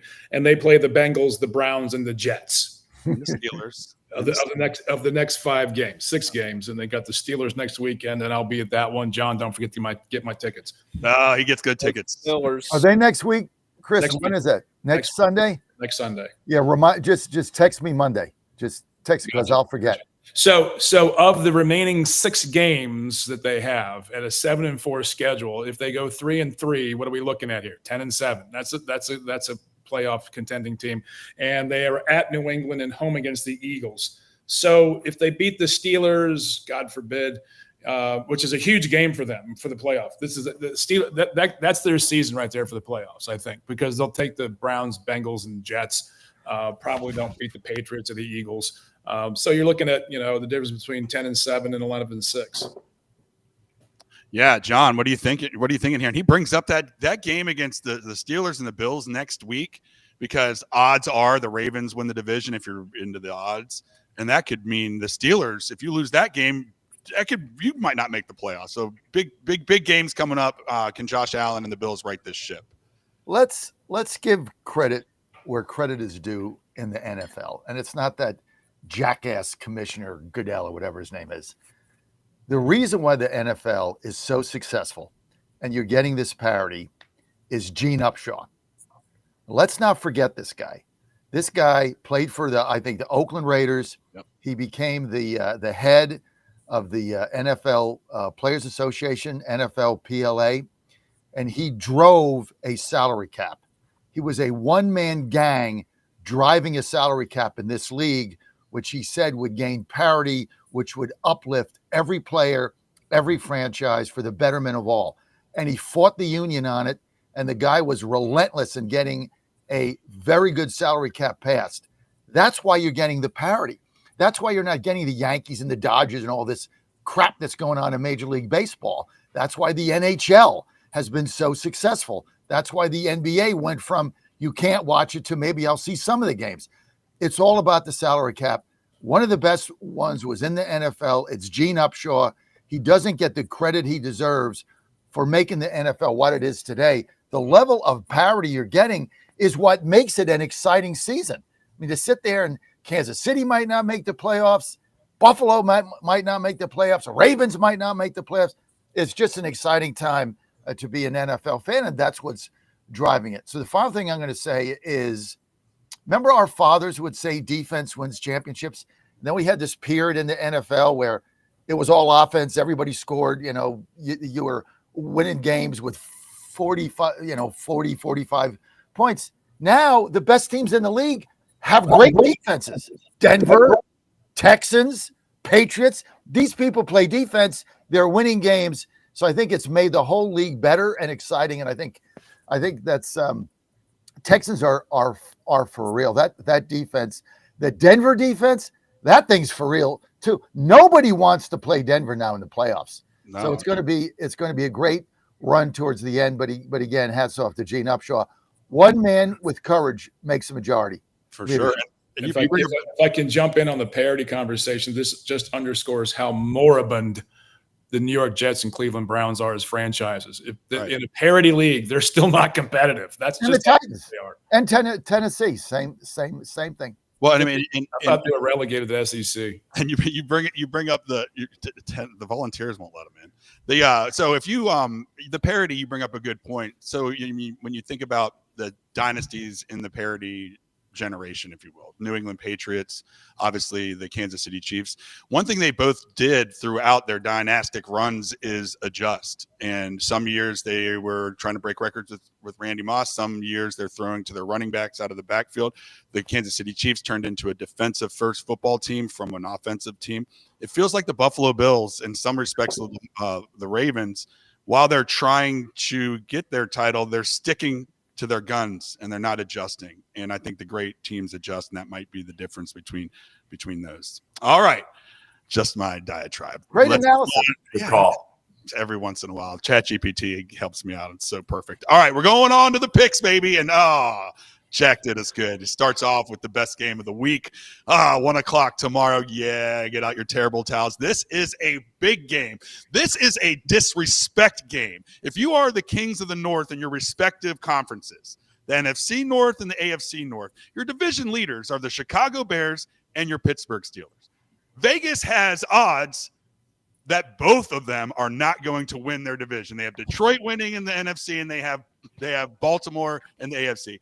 I say F that. These two teams can make the run, win this thing. Steelers, underdogs. I've seen it 3, -2.5, over under 45.5. They are in Chicago. The last time the Pittsburgh Steelers beat the Bears in Chicago was my senior year, 1995. Chris, Renegade Rant. I feel like the Steelers, no matter who's at quarterback, I just feel this game for some reason because the Bears, more than the Steelers, have to get turnovers to play defense, and the Steelers do not like to turn over. Well, this is the inconsistent bowl, right? Yeah. Yes. And I don't think either of these teams have hit their stride. I think Chicago is highly overrated.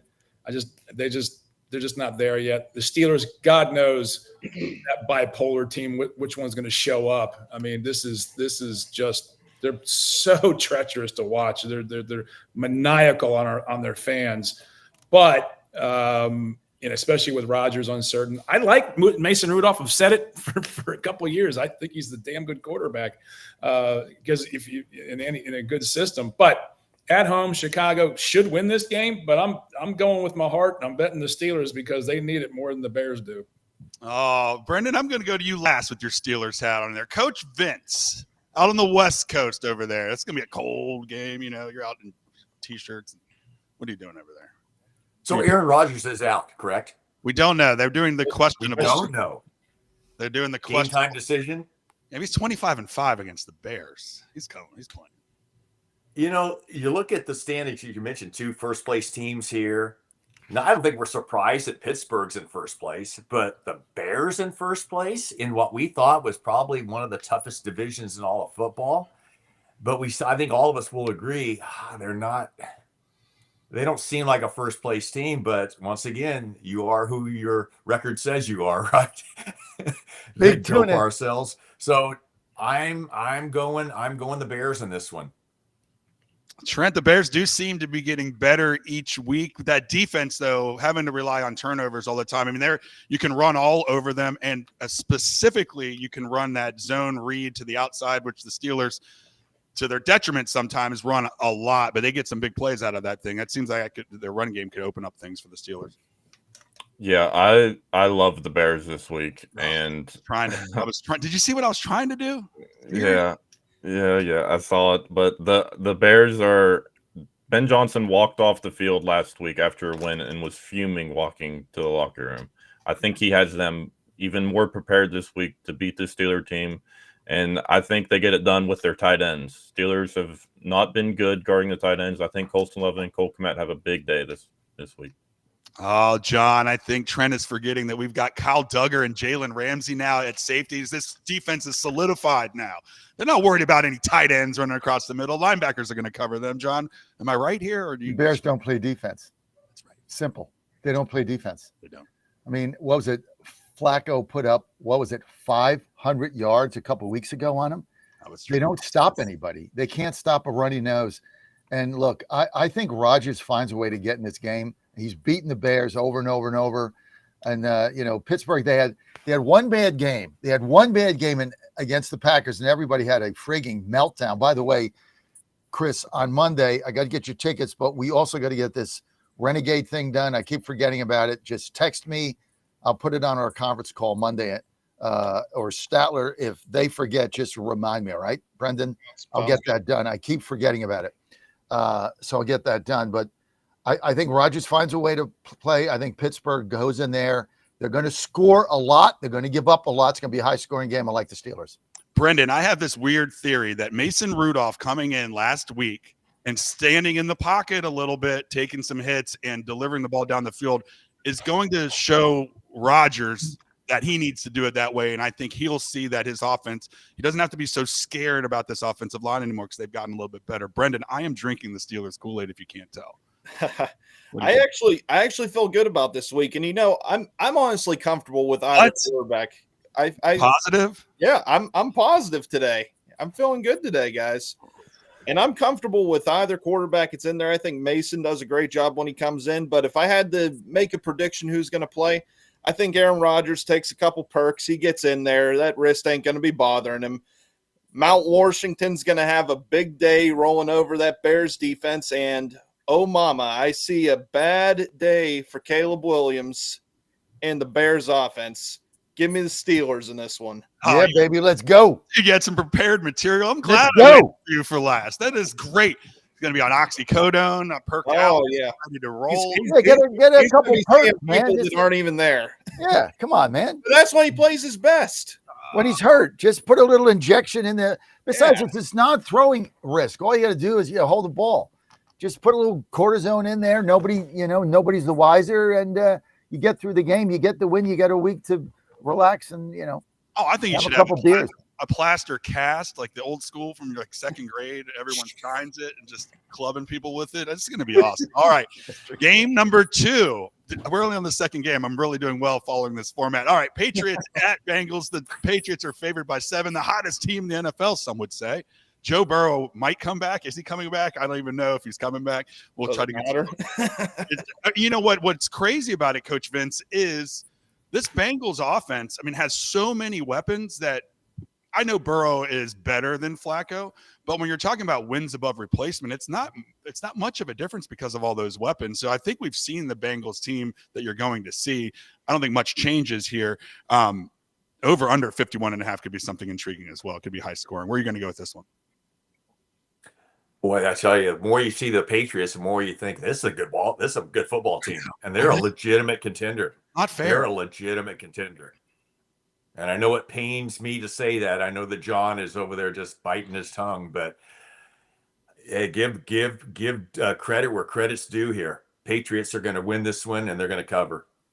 John, they are the most well-coached team in the history of the NFL, right? The Patriots. Yeah, whatever. I'm taking the I'm taking the Bengals +7. I've been betting the Patriots, betting against them every game.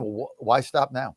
That's true. Brendan, what are you going to do here? Think New England can cover this 7 points? Seems like it should be more than that, but there's Cincinnati has no chance this game. They haven't had defense all year. It doesn't matter who the quarterback is. They don't have Jamar Chase this game thanks to Spitgate.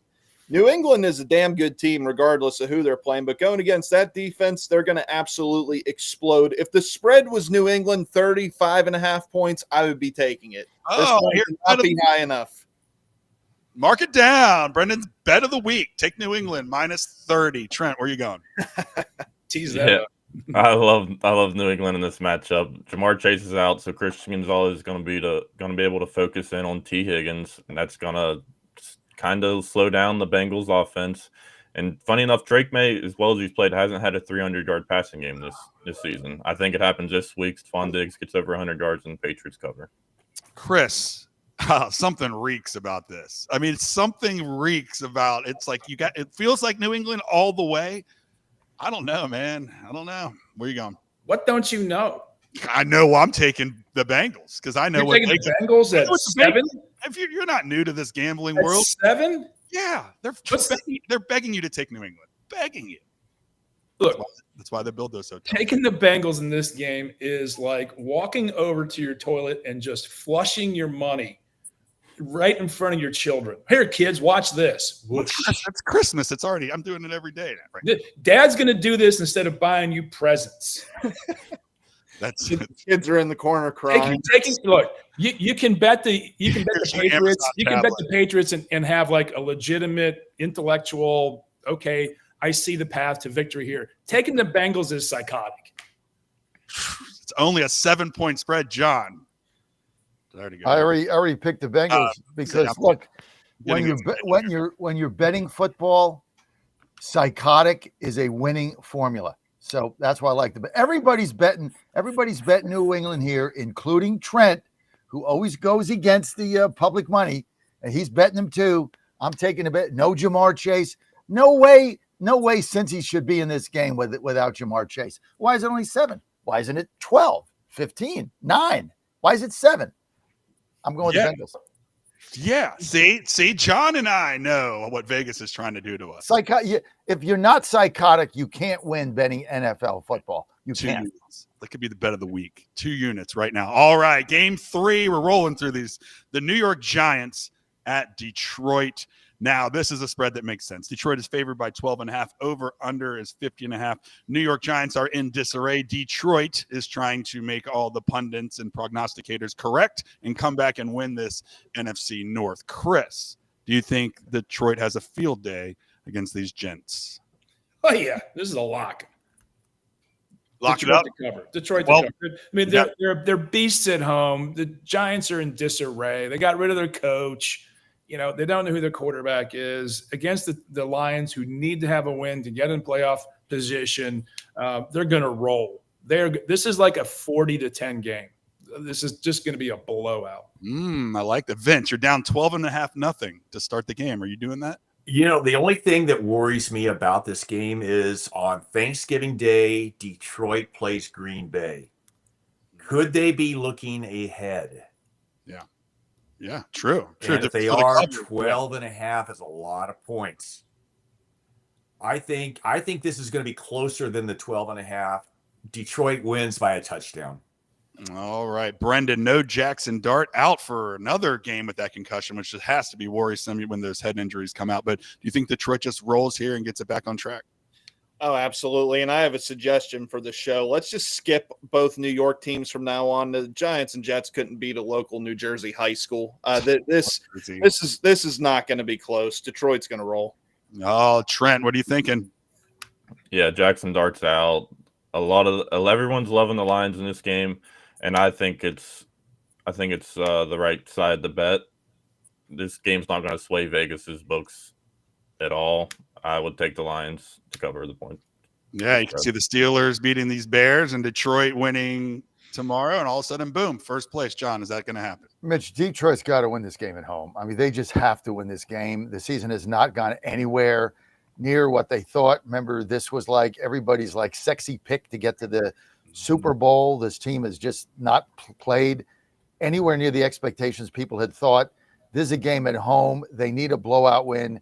Getting ready for Thursday, where they got the Packers coming in, baby, at noon. Thanksgiving Day. It's going to be tough. You can't limp into Thanksgiving squeaking by the Giants. They got to win this game handily, especially without Dart. And early. Yeah, and that Thursday game is going to be huge. I mean, Green Bay, they were the favorite of everybody. They could miss the playoffs this year. Right now, I'm looking outside. It's a little bit rainy out. A lot of times people in Virginia like to go look at leaves, but today, it's raining, man. Might as well just go indoors. Yeah, you got to go to Rosie's, baby. You got to go to rosiesgaming.com. They got the biggest jackpots. They got the biggest payouts. Hey, it's entertainment. You have a date, bring her there, significant other. Great date night, but it's just a lot of fun. And Rosie's is all over Virginia. They're in Dumfries in Northern Virginia, right off I-95. They got a hotel there. You can get them on South Side, just outside of Danville and Collinswood in Hampton Roads, Rich Vegas, right by our studio. Like I could walk there, which I have in the past. And you also got them in Colonial Downs there. But it's just a fun place. I'm sure I missed some. Vinton outside of Roanoke, just Emporia, right? Just before you get to the what is it? I-95 South heading to Florida or something. All of that is good. Just go to rosiesgaming.com. Great place, win money, big jackpots, but just a great place to spend the day. And if you don't want to play the slots, you get tired of them, you go upstairs. All the sports book is there. OTB is there. It's a fun day. Go to rosiesgaming.com. Rosiesgaming.com. Have fun, win money. And for you guys, take your dates, take your wife. Just might get lucky twice. Just saying. Rosiesgaming.com. Bill Belichick could take his girl, take her down to Rosie's. What is with what is with that girl? Let it go. I can't let it go. She's not letting it go, baby. Game 4. He's not letting it go. We're on the docket. We're only 10:30, 4 games in. I'm doing pretty well. Let's go. Minnesota at Green Bay. Green Bay favored by 6. Minnesota and everybody's favorite quarterback, 9. We know how we feel about him. Green Bay started off as the hottest team in the NFL. Micah Parsons trade, but now they have been struggling. They could miss the playoffs, perhaps, bringing into question who won the trade between Dallas and Green Bay. There's a lot of things that could happen here. Coach Vince, a lot on the line in this NFC North division contest. Who are you going with? Yeah. Once again, we mentioned before Thanksgiving Day, Green Bay at Detroit. So now you go the 4 days prior to that, you've got Minnesota at Green Bay. It's within a touchdown. I think the Packers definitely cover this one. I see them. They're definitely a touchdown better than the Vikings, especially at Lambeau. Gosh. Yeah, we got it. Division rival with 6-point spread is a lot, no matter what in a division rival. Chris, Justin Jefferson has career lows and everything with JJ number 9 doing his thing. Do you think that the Vikings can get back on track and ruin the Green Bay season? I have zero feel for this game. There's just so many unknowns. Green Bay's trending down. Vikings, God knows, is going to show up for them. I'd stay away from this one. Brendan, the Vikings have won 2 road games in a row. They're going for a 3-game streak, which not a lot of people know about. So I thought I'd bring it to light here. Brendan, does that change your pick? No, not really. I mean, the Packers are the better team here, but the biggest problem that Green Bay has had this year is they are inconsistent. They are different from one week to the next. I like Green Bay winning here at home, but I think it's going to be a close game. It's a divisional rivalry. The intensity is going to be high. I think Green Bay wins. Minnesota covers. Oh, Trent, what do you think about this one? Yeah, there's some sharp money on Green Bay right now, and one stat that I love to look at when I'm picking a game is third down offense. The Vikings are the second worst in third down conversions. The Packers are the best team in the league. So give me the Packers to roll here at home. Oh, John, what are you thinking? This is really a must-win game for Green Bay going into Detroit next week. The wheels have kind of come off a lot of different things. They have to win this game, and I just can't bet that quarterback that the Vikings have. He's a little snot-nosed pissant, and he's no leadership. I can't stand the young fella. The guy's a clown. I think they get the proverbial crap kicked out of them this week, and Packers need a big statement win going into Detroit on Thanksgiving. I think they get it done this Sunday. All right. The next game is Seattle at Tennessee. Seattle coming off a very close loss against the Rams last week, 21-19. It feels like Seattle Seahawks has been on that upper level where people have called them the most consistent, maybe best all-around team. Right when they do that, then they go and lose. This feels like a get-back game. They are favored by 13.5. Road favorites, obviously. Chris, the books are very skeptical of Tennessee's offense, and Titans struggle to do explosive plays, and Seattle seems to major in them. Chris, do you think Seattle can win by 2 touchdowns? Yeah, I do. I think they will. The question is, I think the most legitimate bet here is, do the Titans score? Ooh. No. It's going to be 40.5-0. Brendan, that's your prop bet of the day. No, I think Seattle's going to roll. I think they're easily 2 touchdowns better than the Titans. I mean, the Titans can't really do anything right this year. I think they're in tank mode. I don't even think they're trying at this point. It's going to be a dominant Seattle victory. Trent, yeah, that over/under has have the feeling that they don't think Tennessee's going to put up many points here. Do you touch that, or do you roll with the point spread here? Yeah, I think Chris hit the nail on the head here with if Tennessee scores. They're dead last in yards, rushing yards, points per game, third down offense. You got to bet the Seahawks here, and I would take the under too because I don't think the Seahawks are putting up 40 points. Coach Vince, we'll go to you next. I can't let John go second to penultimate when it's the Titans. Well, I'm just going to hold off. I want John to give me a reason to bet on the Titans tomorrow. All right. Give me a reason, John. That's fair enough. Just one reason why I should bet on the Titans. I'll give you a reason to bet on them. I wouldn't, but I'll give you a reason. Their defense last week played the best game it's played all season. I mean, they basically shut the Texans down, and our young quarterback had a 90-yard drive in the final 2 minutes of the game in order to tie it, and then of course they kicked off, and Texans had a run back and won the game as the clock went out with a field goal. So they played a pretty competitive game last week. The problem is, and I'm not going to say they're tanking, but they traded all their veterans away, and Jeffrey Simmons is still out. Having said that, they played a much better game against Texans than anybody thought they would. So I haven't bet them all season. I'm going to catch the 13.5 with them here because I think this is going to be a little bit of a closer game than you think it is. They took the Texans down to the wire. And look, if you're Seattle, you're flying to Nashville, you really had a great game against the Rams. This is a very good football team. But you know how the NFL is. You get these letdown weeks. It's like this team sucks. I mean, they're going to get the number one draft pick 2 seasons in a row without a trade. I don't know when the last time that's happened. Probably like 1958.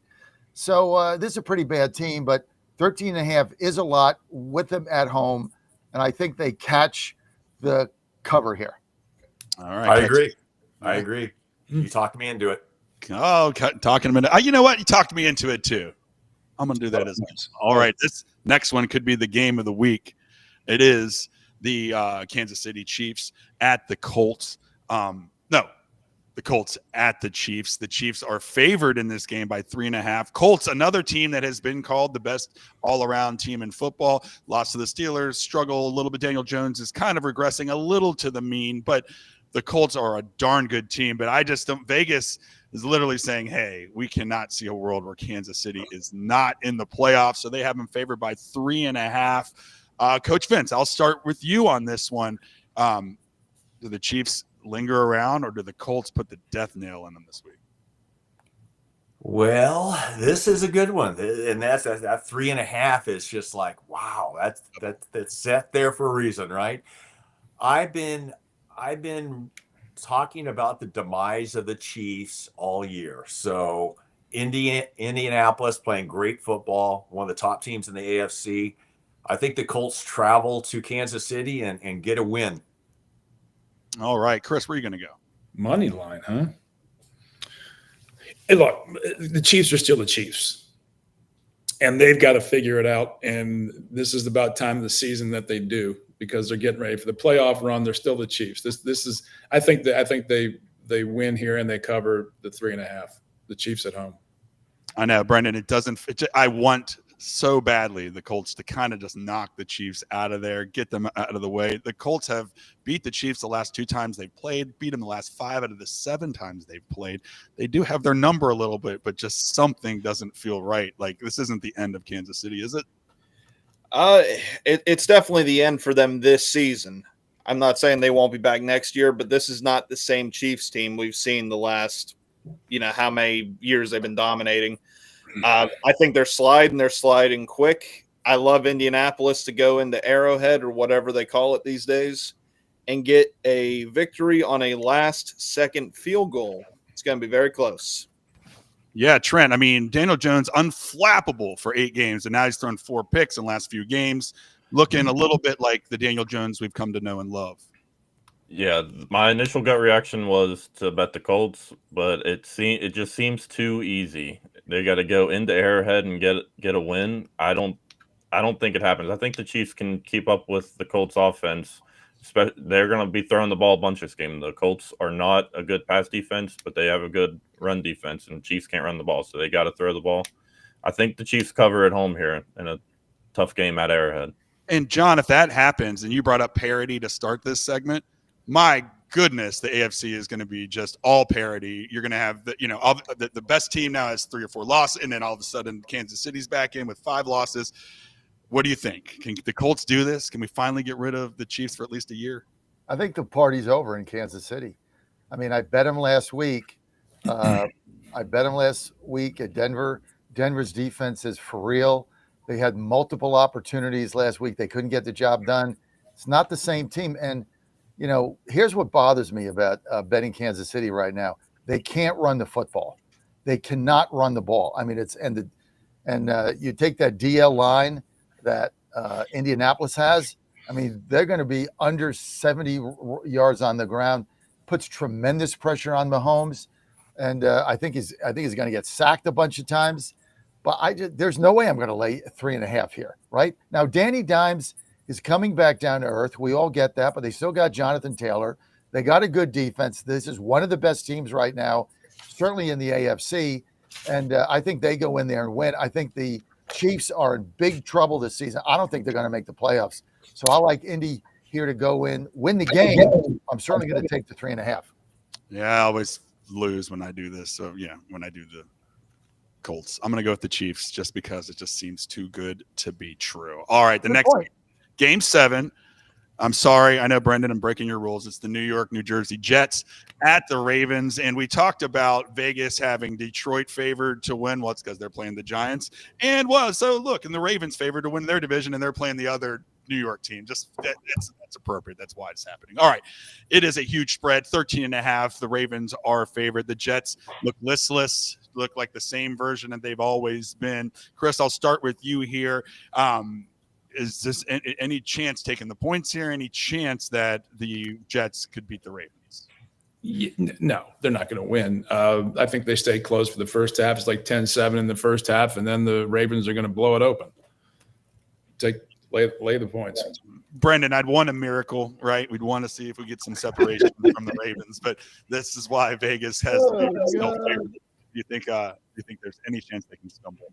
No, and this is exactly why the Steelers game against the Bears is a must-win, because the Ravens are going to unfortunately dominate the Jets. This isn't going to be close. Take the Ravens and the points. As much as I hate picking Baltimore, must make money off of them.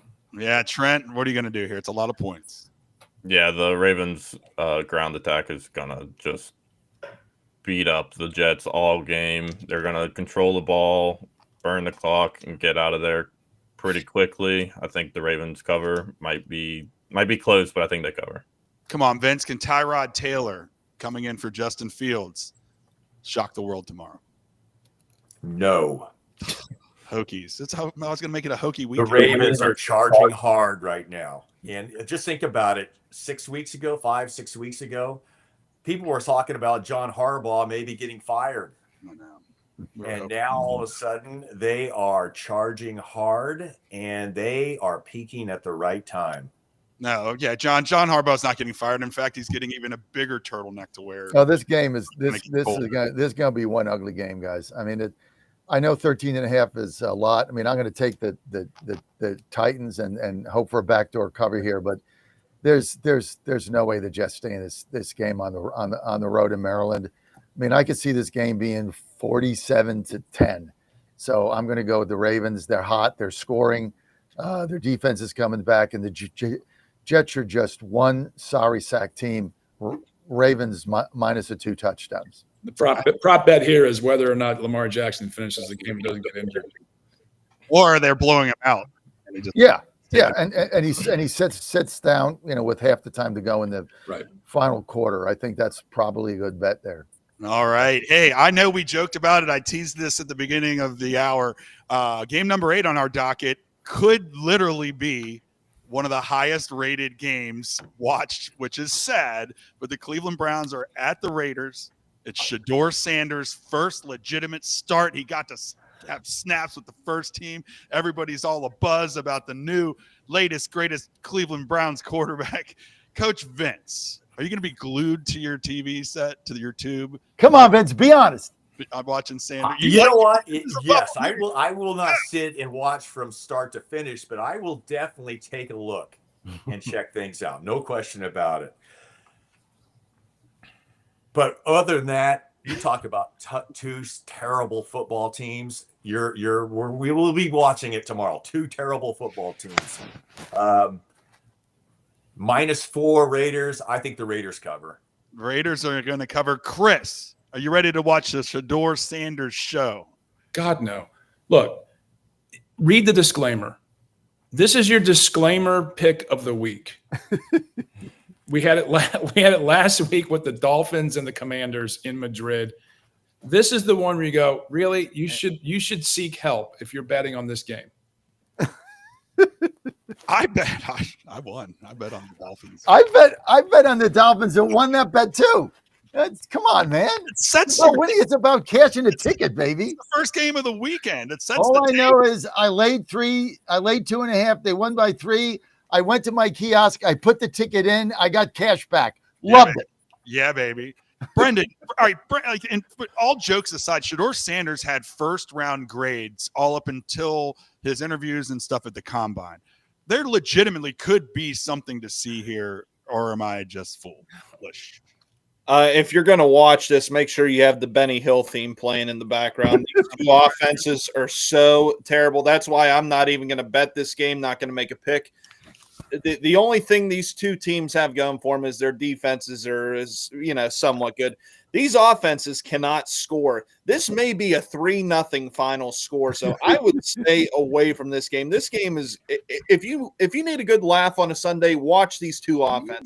You guys are so bad, man. You're all being ugly. You're being ugly. Trent, if it's 3-0, he just gave us an obvious underplay. What is he talking about here? He gave us a play there. Under. Yeah, that sounds like the under to me. Yeah, what do you got? I like what Chris said here. If you're betting on this game, you're sick, and I'm sick because I'm max betting the Raiders here because the public money is on the Browns. 45% of the bets are on the Raiders, 75% of the money, but the Browns are getting almost 50% of the bets on the money line from the public. Vegas is licking their chops for people to be betting the Browns and Sanders, and I'm fading that. I'm taking the Raiders to win and cover. John, what are you going to go with? There's got to be some. This is my best bet. This is my best NFL bet of the weekend. I love the Raiders minus the 4. I mean, this is going to be some display of ineptitude. I mean, he came in what? Well, first of all, Cleveland's got like 7 quarterbacks. I mean, they got like 6 of them playing. He came in last week. He had the lowest quarterback rating, I think, of anybody that played a half in the last 30 years. Not his fault. I mean, look, I know it's not his fault, but there's a reason he went in the 5th round. I mean, he's not that good. He can't make the reads, and Vegas is at home. And look, think about this, guys, for a second before you mock betting this game. Okay, the Raiders are going to go in there at home. They got the old ball coach. They got a veteran quarterback against this little child, right? That really is not an NFL player. What do you think if you're the quarterback of the Raiders and you've been through all this stuff in your life and you're playing at home against this fraud, right? And he's not an NFL quarterback. You think that's not going to spark him up a little bit, the old man? I think he has, I think Vegas puts up 3-4 touchdowns. I think Geno has the best game of the season, and they blow them out. What's funny about this game, it's going to have probably the 2 biggest prop bets, like Shedeur Sanders, the 160 passing over. I think he's going to go over that, so that's what I'm going to take.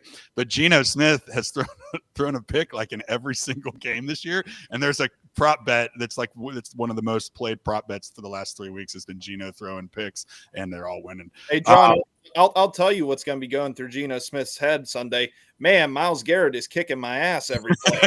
That's what's going to be going through his head. All right. Their offensive line is a sieve. It's pretty crazy. But if you don't score, you can't win. That's true. You got to score points to be competitive. I mean, they're likely to score what, 9, 10, 8. I don't know. He's not an NFL quarterback, but I'm going to watch the game. And my best bet of the week, I'm with Trent here. My best bet's the Raiders. I think this is a blowout, and I think this puts the Shedeur Sanders controversy to bed. Nice young fella. Wish him the best. Not an NFL quarterback. Just like Will Levis for Tennessee got exposed. Not an NFL quarterback. You're done. It's gonna be the same thing. So we're going to say Geno Smith is going to get hurt, get abused. He's going to need some rest. Can you get a prop bet for having a sustained drive of over 40 yards? Dude. You guys are banging on Geno Smith. That's not very nice. That's my boy. That's our boy. Come on, man. Stop. That's your guy. You guys are ugly. You know what we need to get ugly. When are you going to need to send him? You need to send him a My Pillow for Christmas. Well, I'll tell you what. Tell all our great. I'm going to tell you right now. About My Pillow. Christmas. See these slippers?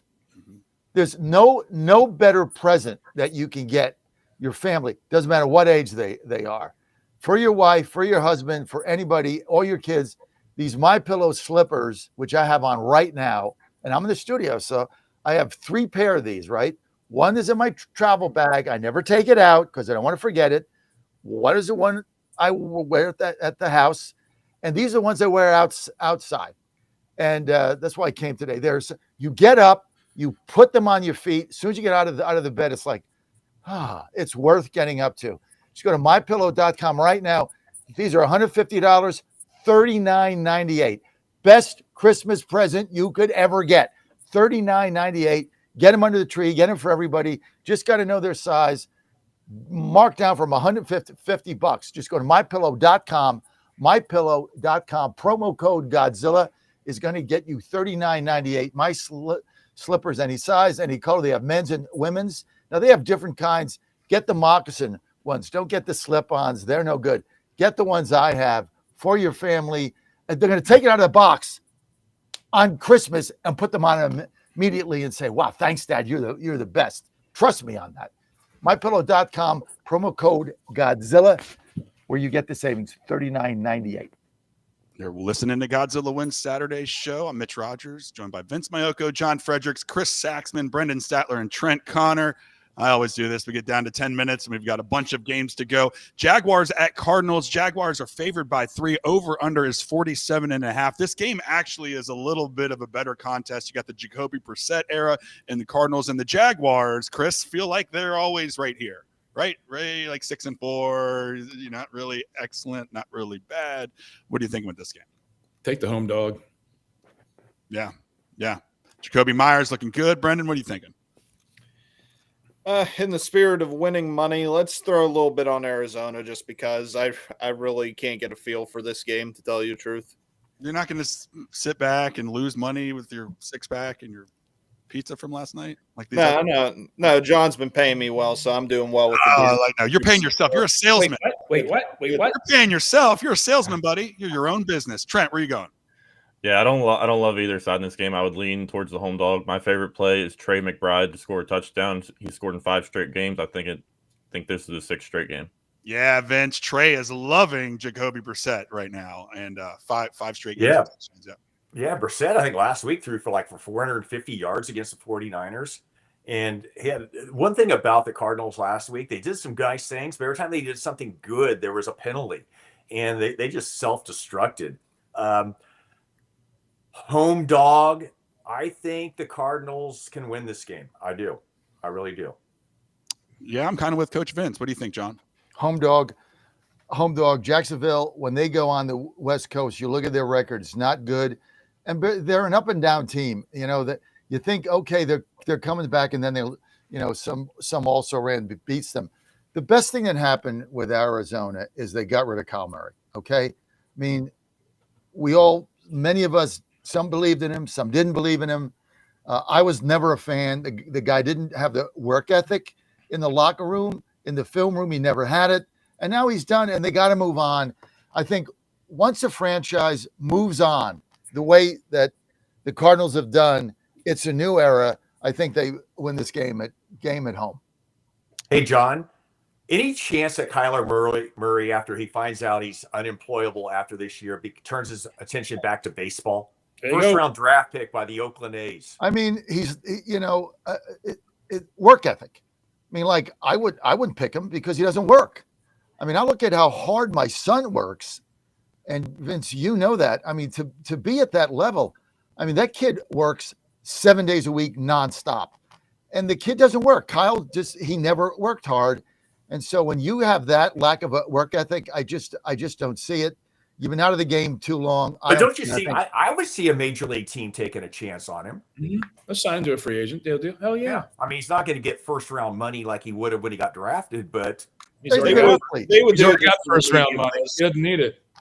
Maybe esports like Fortnite, and isn't he 2K? He plays like. Well, I think video games. Yeah, but I think for the Cardinals franchise, I think they, we talked earlier about leadership. This is about leadership. You got to make tough decisions, right? You got to, and that's the problem with Dallas. You got to make tough decisions, and you just got to make them, and they got to make sense. And I think the Cardinals, who have a track record of making bad decisions, they had a horrible owner. I think their front office, the coaching staff, decided to move on. Best thing that happened, shed the old snake skin, as they say, and I think they win this game. All right, I agree with that as well. Oh, one of the games of the week is next. Eagles at Cowboys. A Cowboys team that you talk about you can't get a handle on has maybe the best offense in the NFL with CeeDee Lamb and George Pickens, number 1 and 2 receivers, and Dak having an MVP-style season. And Philadelphia does what Philly does. They win, but never impressive. But they have Philly road favorites -3.5. Chris, I'll start with you. Dallas can still make the playoffs. They're playing for something.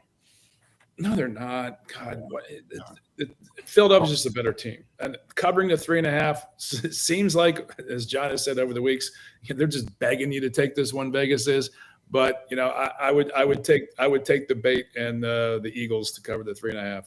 Brandon, where are you going to go? Yeah, I think the Eagles are at least a touchdown better than the Cowboys. So, take the Eagles and the points. Coach Vince?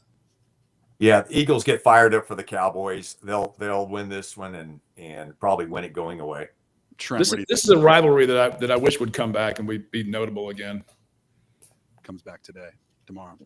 Yeah, the Cowboys getting 66% of the bets, 65% of the money. I like the Eagles in this one. I think this is the opportunity for their offense to start clicking a little bit, and I think they take it and beat up on the Cowboys. Oh, I have a feeling this is John's bet of the week. He's going Dallas. What are you doing, John? Opposite bet of the week, Philadelphia blowout. This is just a bad football team, right? Every time you think, wow, that offense, look, they're playing one of the best defenses in the NFL. They're going to get slowed down. Philadelphia is riding high right now. They're peaking at the right time. Yeah, they lost a couple games, but good luck betting against the Eagles right now on this roll as they solidify their iron grip on the NFC East. And I think they're still the team to beat, likely to go to the Super Bowl again when you look at all the other teams. And Dallas is smoke and mirrors. Every time you get excited about them, every time they win a game, the next week they come out and get crushed. They have no defense. They can't stop anybody.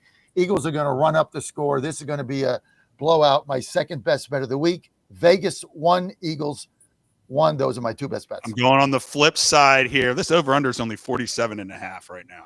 I think that Cowboys win this handily, and they can score all over the Eagles, and their run defense has been solidified a little bit. I think the Eagles do it. I'm just old enough to remember NFC East divisional matchups. The home teams always win these. I am going to go with the Cowboys on this one. All right, quickly. Falcons at Saints as quick as humanly possible. Saints. Yep. Vince? Saints. Chris? Yes, Saints. Brendan? No pick. I can't get a beat on either of these teams. I'm staying away. All right, Trent, last one. Yeah, I like the Saints off a bye. No panics. Saints all day. All right, I want to give a little time to this. Our 12th game, Buccaneers at Rams. The Rams favored by 7. The Bucs were the darlings of the NFL 4 weeks ago. Now they've showed a little bit of inconsistencies out there. Coach Vince, we'll start with you. It's out in California. Where are you going with this one? Yeah, a lot of points. Rams are good. I think the Bucs are good too. I really do. Yeah. But the Rams are at a different level right now.